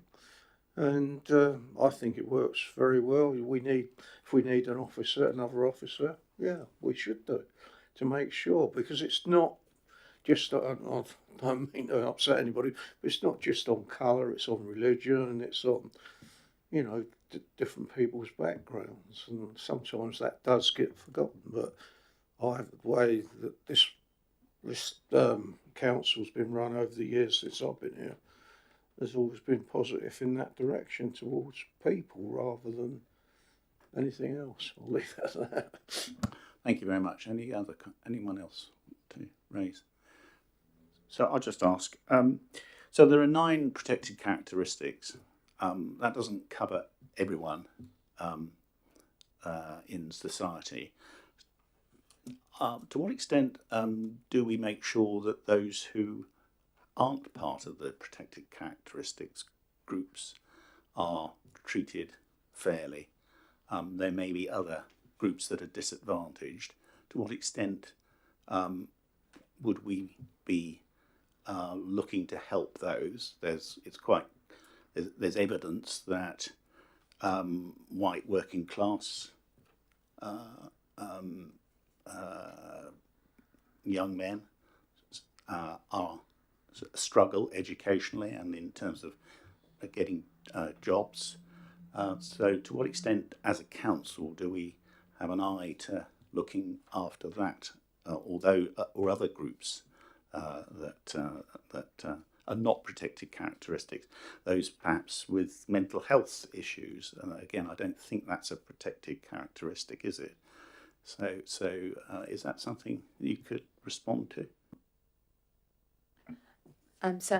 The neurodiversity, etc., is covered under the disability protected characteristic. So we do consider that, and that's one of the areas actually this coming year we will focus some training on for our managers, as well as the equality impact assessment training that we will be refreshing. The other aspect that we consider, although it's not a protected characteristic, is socio-economic in some of the areas. So we try to have our eye on any impacts through the work that we're doing, and taking that broader view. Certainly when I was pulling the information together for this paper, there was no indication that we are getting any complaints or dissatisfaction because people are feeling disadvantaged because they aren't part of those protected characteristics that are marked off in an equality impact assessment. Though one might expect that a really disadvantaged group would struggle to find its voice, and therefore there might be a case for us to actually go out and look into this and see to what extent there are groups, individuals who should be helped, because we have a responsibility to act fairly across the piece. Councillor Mackay. I think you make a very good point. I just add a couple of things that might help. I mean, the council has a wellbeing strategy, and within that wellbeing strategy, which went to one of the other committees last week, there are strands to do with mental health. And although I've not prepared and got details with me this evening, there is work going on an anti-poverty strategy, and I think that may address some of the socio-economic question that Katie's picked up on the following on from your remarks. Anyone else? Julian? Just, I mean, these categories are from the Equalities Act, so we're constrained by that. It does strike me that in some cases, maybe disability covers a huge range of things. I assume the way that is treated copes with the diversity of disabilities. Yes, we're looking at both physical, mental health. So, for example, with our website, we do the accessibility requirements on that. We're constantly trawling the site to pick up where things could be improved. We have the accessibility statement. I know that the work Islam does with forums is looking at physical access to spaces. So yes, all aspects of it and are covered in our work. Yeah, because again, if you take the protected characteristics, the 9 groups, too literally, you're saying that one of the protected groups is marriage or civil partnerships. But then, what does that say about single people, and to what extent are we looking out for them in the work that we're doing? Is there something you can tell us about that? I think in the work that we do, we consider all members of our communities that we serve. This is looking at these in particular, but it isn't that we don't pay due regard to doing what we can for the communities we serve, but they're not marked out as a characteristic on these. But yes, we do, we consider that, and we're as equitable as we can be. Well, tonight may be an opportunity to highlight some of these that might otherwise not get the sort of due consideration, because they're not actually statutorily protected. Any other questions, Julian? Yes, I just to rather amplify my previous point, I did quite a lot of stuff for about 10 years with RNIB and the difference between total, serious blindness and colour blindness, which can result in some catastrophic accidents. Is a very significant one, which I hope is reflected. Absolutely, it is. So it's in subtle things as well that you just take in. So our emergency messages on our website have a yellow background because that's the last colour you lose sight of. And yes, and you're registered blind, but it doesn't mean you have no sight. So we have all the Speak It functionality on our website so that you can access the service. So all of those things. And we also do the deaf awareness training with our frontline staff as well, to try to cover all of those areas. So whoever comes in or tries to access service, we're providing them with a way to do it. Okay, another question from me. What impact does these statutory requirements have in relation to our interaction, our dealings with partners and contractors? Do we insist that their own policies match our responsibilities as set out under the Equality Act. So I did ask a question around procurement and our contracts as part of this preparation. So the officer who is sourcing the contract or wanting to procure something, they have a duty to have considered the EDI requirements and other internal policies as part of their preparation. So on our procurement startup form that officers use, we have a section which prompts internal staff at the very early stage whether they need that equality impact assessment to be done, and if not, whether there are any general points that need to be considered within the contract. If there are, these would be outlined within the specification or scope of work and possibly specifically identified within company's written bid, asking them how it can be resolved and what they do. On higher value contracts, so above the statutory threshold where their EDI needs are identified at the pre-procurement stage, you would also then likely look to ask for a self-declaration of compliance on the procurement selection questionnaire stage. But that tends to link past behaviour and compliance and bidders with the full tender detail requirements, providing the standards that we expect in each of the contracts. So there is that is considered in our procurement, and it is prompted throughout as well. Councillor Carr. Thank you, Mr. Chairman. It's obviously the first time that this committee, I think, is looking at this, and as the portfolio holder has said, it's the Premier.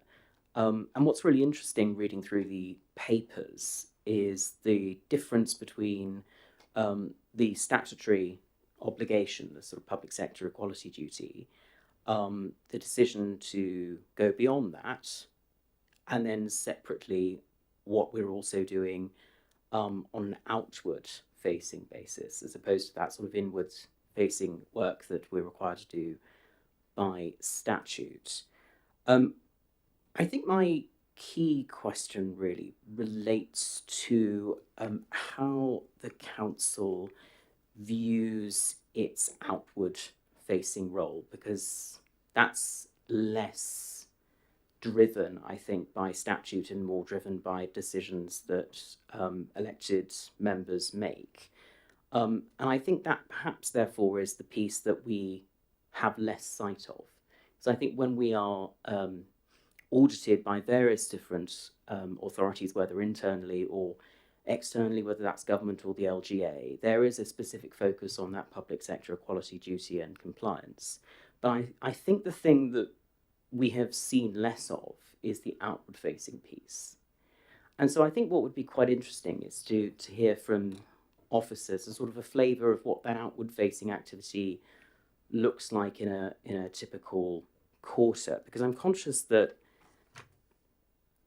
actually there's a list of various forums that we have engaged with, but I'm not sure I've got a sense of what activity looks like. So are there groups that we are engaging with regularly, and how regular is that? And I'll have a follow-up question, I think, on the basis of that.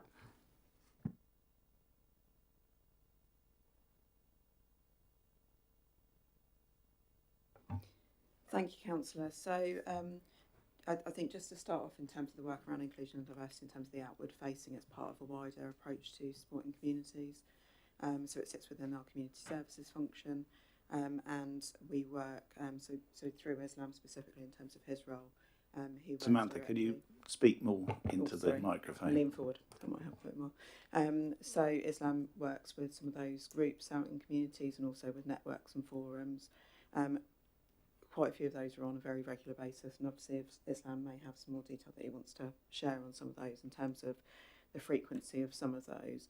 So there are examples where they are some groups which are established by the community, which there's been support to develop those groups, so either to take them from an informal collection of residents up into a more formalised organisational group, so that they can set to represent other local members of their communities. And then there's also the supporting of networks, so bringing together representatives from a range of different communities to have regular dialogue to be able to address matters that might be affecting those different communities, and also then to connect those to each other and to partner organisations. So that's kind of the focus of that work, and is ultimately about building relationships. And it's about working with people within various different communities to help that equity of access, to being able to access services, being able to have access to various different partner organisations, ultimately to help address any potential risk of inequality, or to try and avoid situations in terms of potentially poorer outcomes for some communities. So some of that work with partners is very much trying to help them to improve those outcomes. Is there anything, Islam, you want to add in terms of any specifics around groups? Sorry, it's not. I think it's a great question. Thank you, Councillor. I think the best example is the Hate Crime Awareness Group. All these forums mentioned in the report, they come together. And sometimes when it comes to hate crime, maybe specific community think hate crime is just against that particular community. But when they hear from different forums, from LGBTQ forums or from the over 55 or from disability, they can work jointly together, to prevent this to happen, or to tackle this, or to make more reporting where they can speak directly to the police and challenge the police, question the police. The police can share with them some specific data they're allowed to share with about specific incidents. I think this is what I call the community development gets in, where people working together to find their own solutions, but we facilitating this sort of meeting. Thank you. That's quite helpful. I think maybe it would be quite useful for this theme to be something that we calendar as a resources committee to look at on a semi-regular basis. And I'm conscious in some ways we only have a little time left on this council before we're all abolished anyway. But I think one of the things that perhaps is missing from this report is there's a lot of reference to various documents that we are producing in part of that, or as part of that outward-facing role.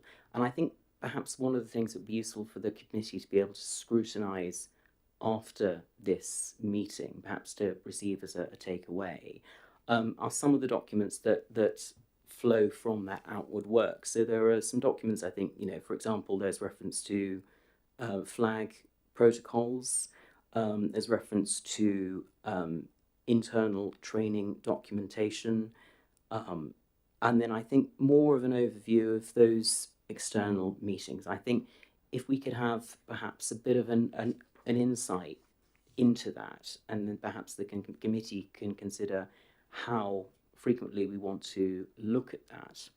The reason I mention it is there has been historically some concern about how the role of elected members of this council sits with that outward-facing activity, because it is, of course, quite an undertaking from the Borough Council.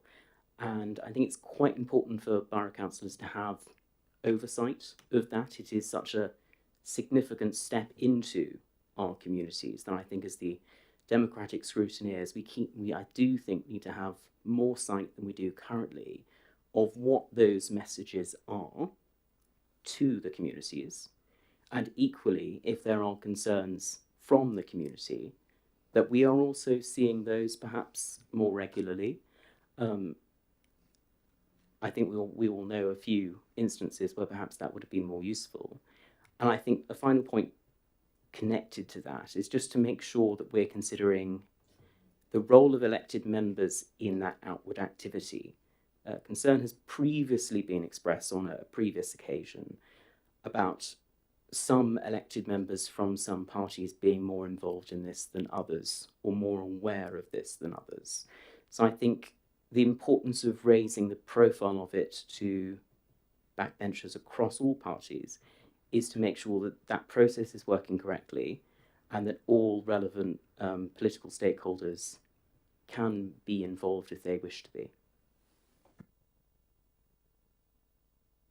So you're suggesting part 2 of this, are you? So you want to delve deeper into this, and so that might be best if the committee members agree. That might be best taken forward with a proposal from you that the officers could respond to, and we could table into the calendar for this committee at some later date. Would that be a way forward? I think I take the committee's mind on the best approach to that. I think perhaps there are some initial bits of documentation that we'd be quite interested to see as a follow-up. I think the conversations there around, some of our flag documents, some of the internal and external training, just to understand, samples of what it is that we are talking to our staff about. I think as some of that can come to us separate to any kind of follow-up, and naturally there may be elements that are public facing and some that may be pink papered. I think that is something we could consider, and I think separate to that, I'd take the committee's mind on whether they wish to make a proposal on more regular oversight of this function. Katie, do you want to respond on that? So I can arrange to send some documentation out to you, and then we can pick it up at a future meeting in terms of what it looks like moving forward. Mark? Thanks, Chair. I'll just quickly flip through it. Isn't there a proposal there that we nominate a lead councillor to hold a portfolio on this? And wouldn't that be part of that role? What you're suggesting?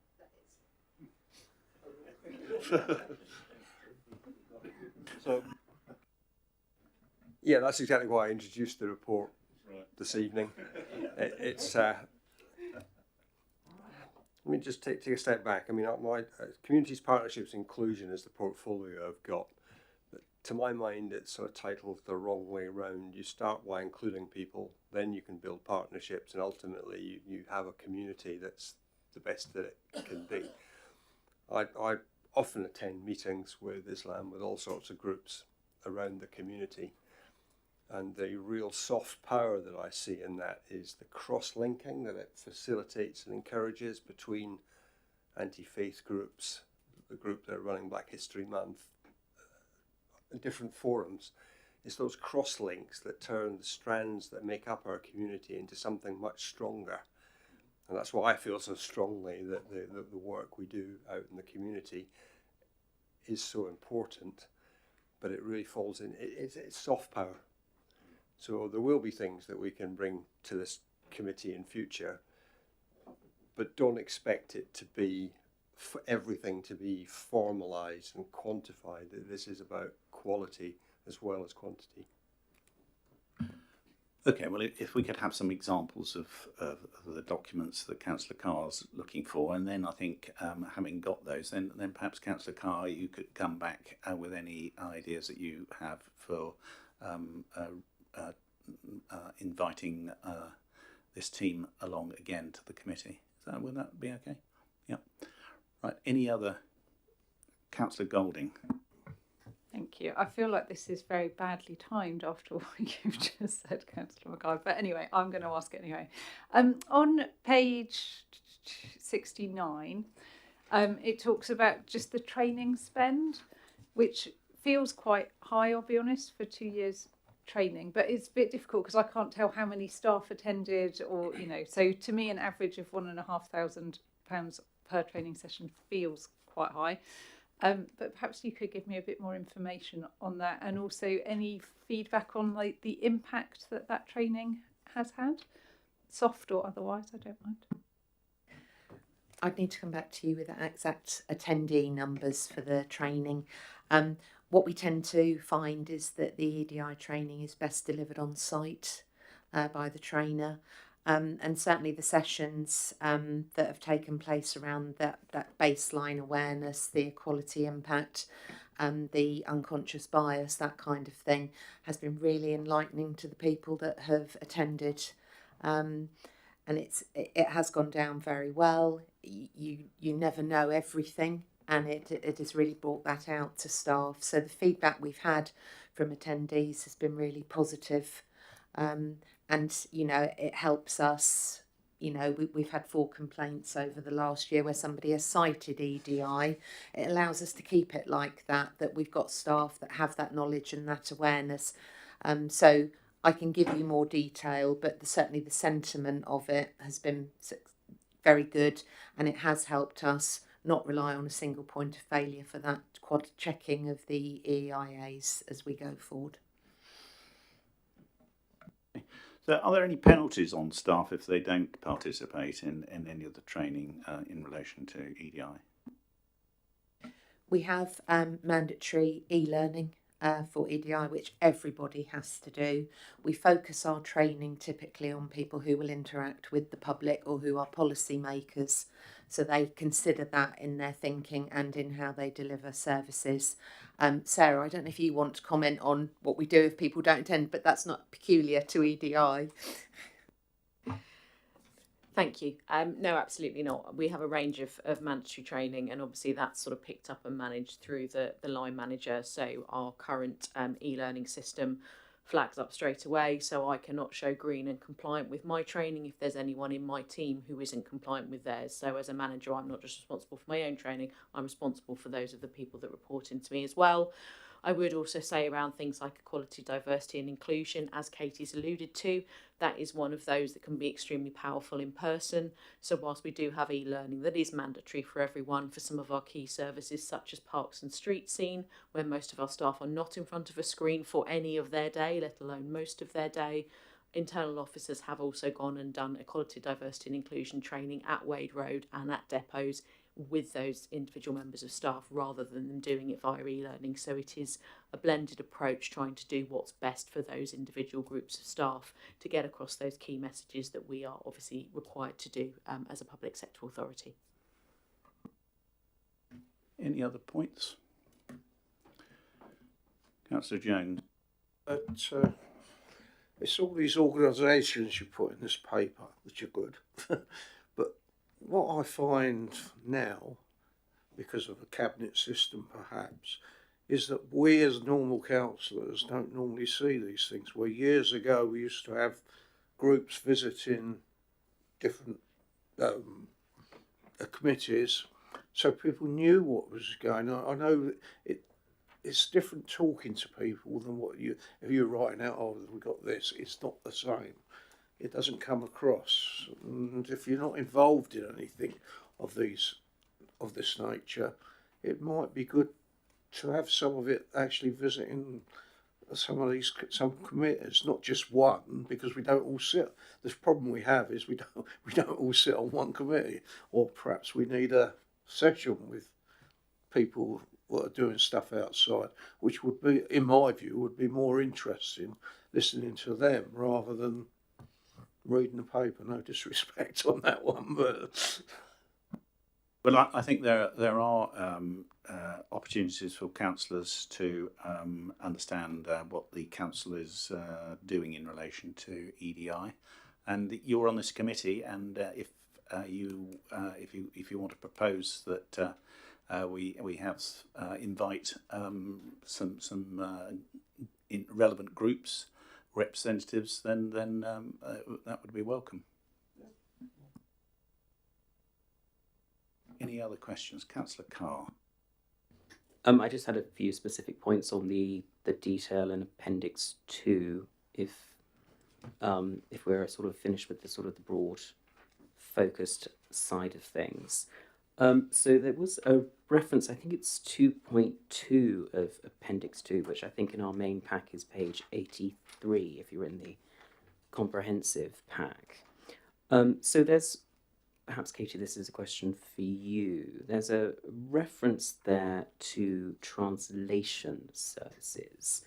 I'm just keen to get an understanding of what the council's approach is to services by language by default, and then services by language in response to demand. And so what is the council's default position? Is that default position that services are provided in English by default unless there is a request? Is that the position we have? And then what is the process, if there's reference here to interpreter and translation services, what is the process if there is a demand from a customer resident for a non-English provision of service? And then underneath that, and you may need to go away, I'm interested in the cost implications of that service as well. So yes, our position is English by default. If we have a note that somebody requires something in large font or in another language, then that would be accounted for when we communicated with them. We have a contract with Big Word as a translations provider, and they can translate our documents, any letters. They also will attend meetings if on site. We can book those if that's what the customer requires. On the website, obviously you can translate huge chunks of the website into the language that you want.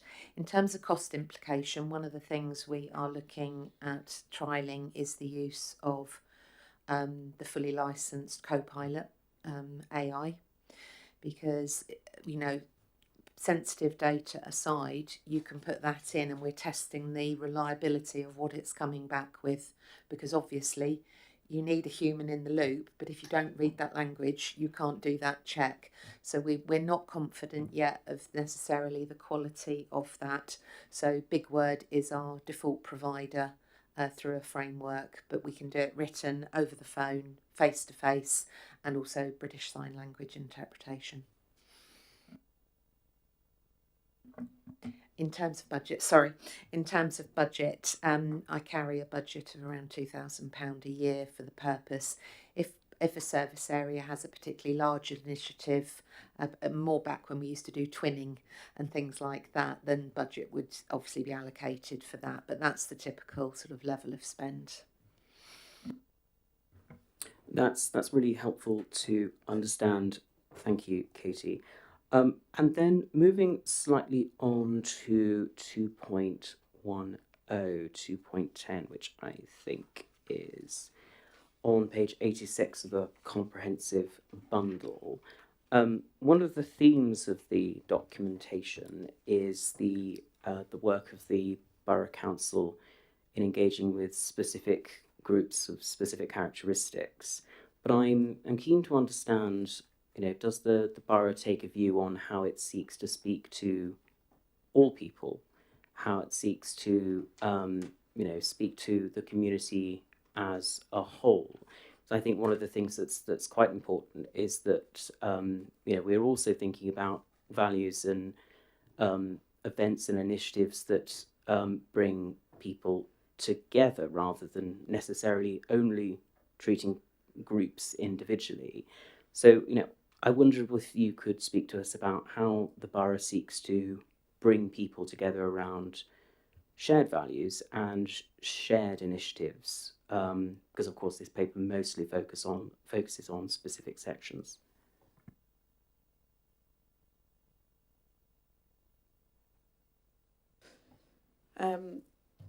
I think, Councillor, you make the point that this paper is very specific in terms of EDI and inclusion and diversity.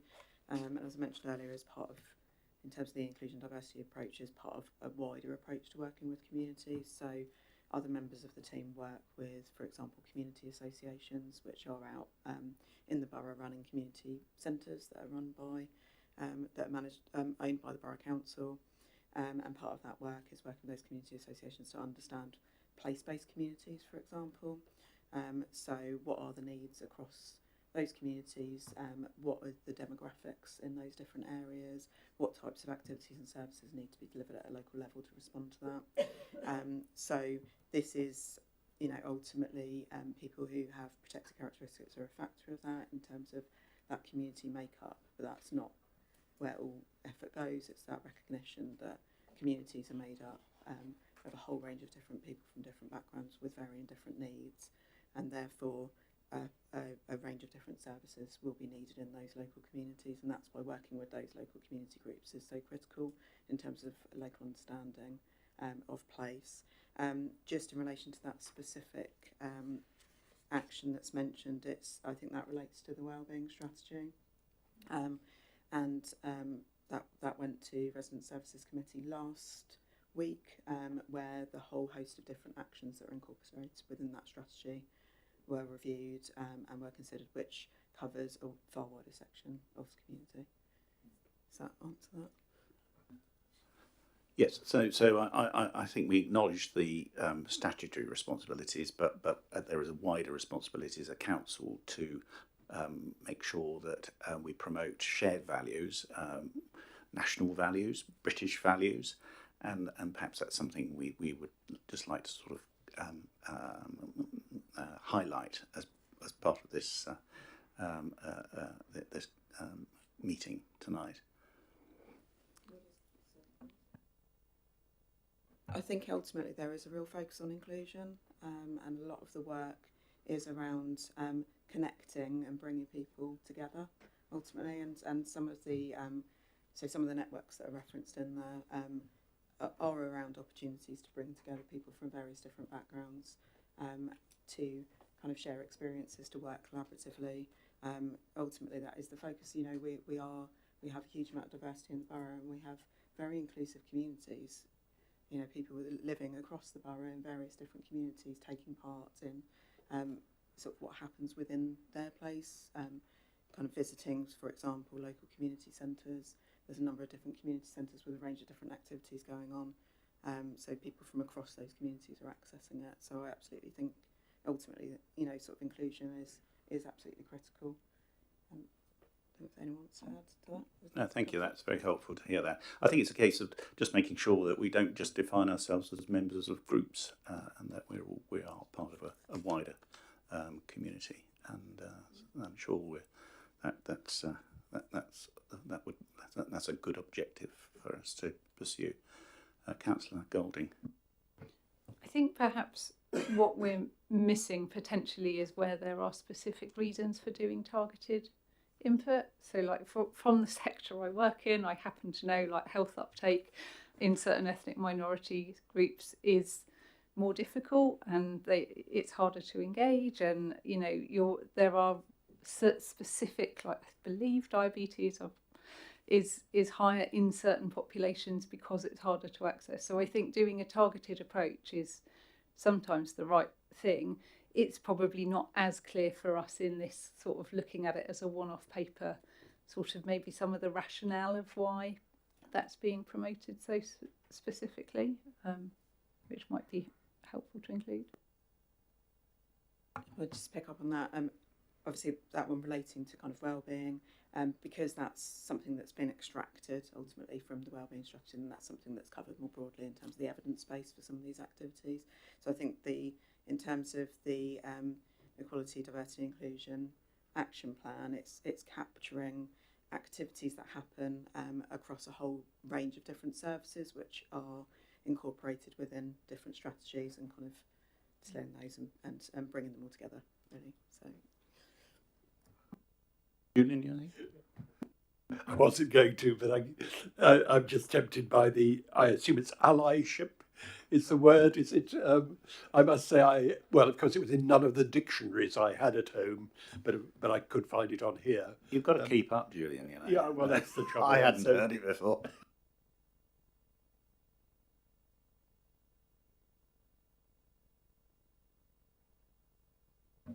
Fine. Are we done on this now? Committee? Yep.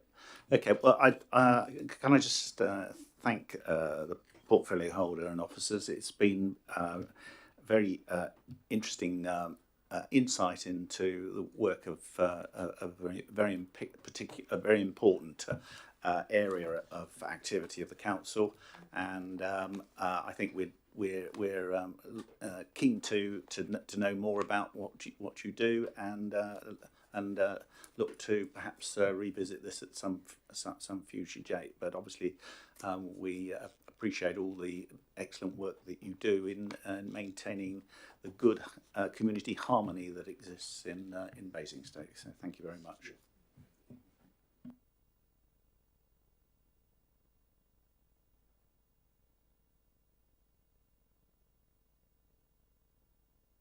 Right, now I always look to Ellie now to help me at this point. So, what's next, Ellie? Good evening, members. So we're now on to the work programme. So for the next meeting, we have got quarter 3, 25 and 26 and 26, 27 amendments for the KPI. So it's just to see if there are any comments on the work programme, and also that we've received a topic suggestion form from Councillor Jenkin on IT. So to confirm whether the committee want to review this item and if there's any specific areas that the committee would want included in the report. Jonathan, do you want to elaborate on why we should invite IT to our presence? Yep. I wasn't aware that this would be shown in front of everyone, and I've seen a glaring grammar mistake. So please don't take it as read. We've spoken quite a few times, myself and Councillor Isaac and a few other members, whilst being at the council, about how going through the KPIs we've seen over the past few years, it doesn't seem to me that IT are held to account in any of those areas. And as we've noticed, there are a few pitfalls with our IT. The website has been down a few times. They've introduced some quite draconian cybersecurity measures. It just doesn't feel like they are beholden to anybody sometimes. And I think as such a massive resource for everybody who works at the council and also everybody who lives in Basingstoke, we should probably be holding them to task about some of the decisions they've made. Anyone else want to chime in there? Thanks. Hannah? I think it would be interesting to see how we are meeting our Cyber Essentials requirements. I think they are rapidly changing and might be the reason for some of the measures, as already mentioned. It certainly is in my workplace. So yeah, I think having that specifically as a point would be quite helpful. Yes, I think it would also be interesting to understand how this issue, particularly of cyber security, is being met by other public sector bodies, whether there are particular challenges for public sector bodies, and how it compares with the private sector, because clearly it's immensely important to our ability to provide services, the whole IT structure, and we need to understand whether this council is investing sufficiently in its IT, its staff, and its cybersecurity. So those are all areas that I would like to, I think we could usefully scrutinise. Councillor Jones. Which one? Sorry. Yeah, I think it would be worth it. I certainly had a problem with one of the security features the other day, that it turned out my level of the function was down level. I went to the support people and they said, "Oh, do you ever access this facility remotely?" Well, the easiest thing is just to delete it. If ever you need to, we'll reinstall the correct level of this software. That didn't seem very satisfactory to me. Actually, there was another security feature today which I couldn't work my way through. I thought I was good at technology, but I couldn't actually get through it to access something fairly trivial. So I think they could improve on the service they provide. Well, there might be another question, therefore, of the experience that councillors get in relation to dealings with the IT department. I think that might be helpful. Sorry, whether you know, we are a scrutiny committee, and so we've got to go. We've got to boldly go. Right, Councillor Jones. Yeah, I would like to know. We'll look at other councils, perhaps, to find out what equipment councillors have. Have we got the best? Because I do wonder, because my laptop's got in now, they've given me another one, but it's in and out for ages, and some of that's my fault, to be fair. But have we got the best equipment for councillors. We are about to become extinct, don't forget. So that might be a bit late to be asking for this, but no, that's a good question. Councillor Goldie. I mean, I'm quite open-minded. Would other people be interested in knowing what our current kind of AI adoption place is? I think that's probably worth us discussing. Like, it gets mentioned every so often, but it would be nice to kind of have a bit more information and an update of how we're using it and what the plans are. No, you don't need to tell us now. No, these are questions that we're giving you time to think about and come back to us formally. Councillor Carr? I think the idea of scrutinising the IT service is a sensible one. I'm just very keen that it has the right structure that is focused on the interests of the public. And I think if there are concerns about individual councillor service or equipment provided to councillors, those feel like much more internal questions that perhaps are the right avenue for those might be internal. I think the more interesting point perhaps is the direction of travel for the service around resilience, around what it is that we're going to offer to the public and how that public provision of digital services is performing.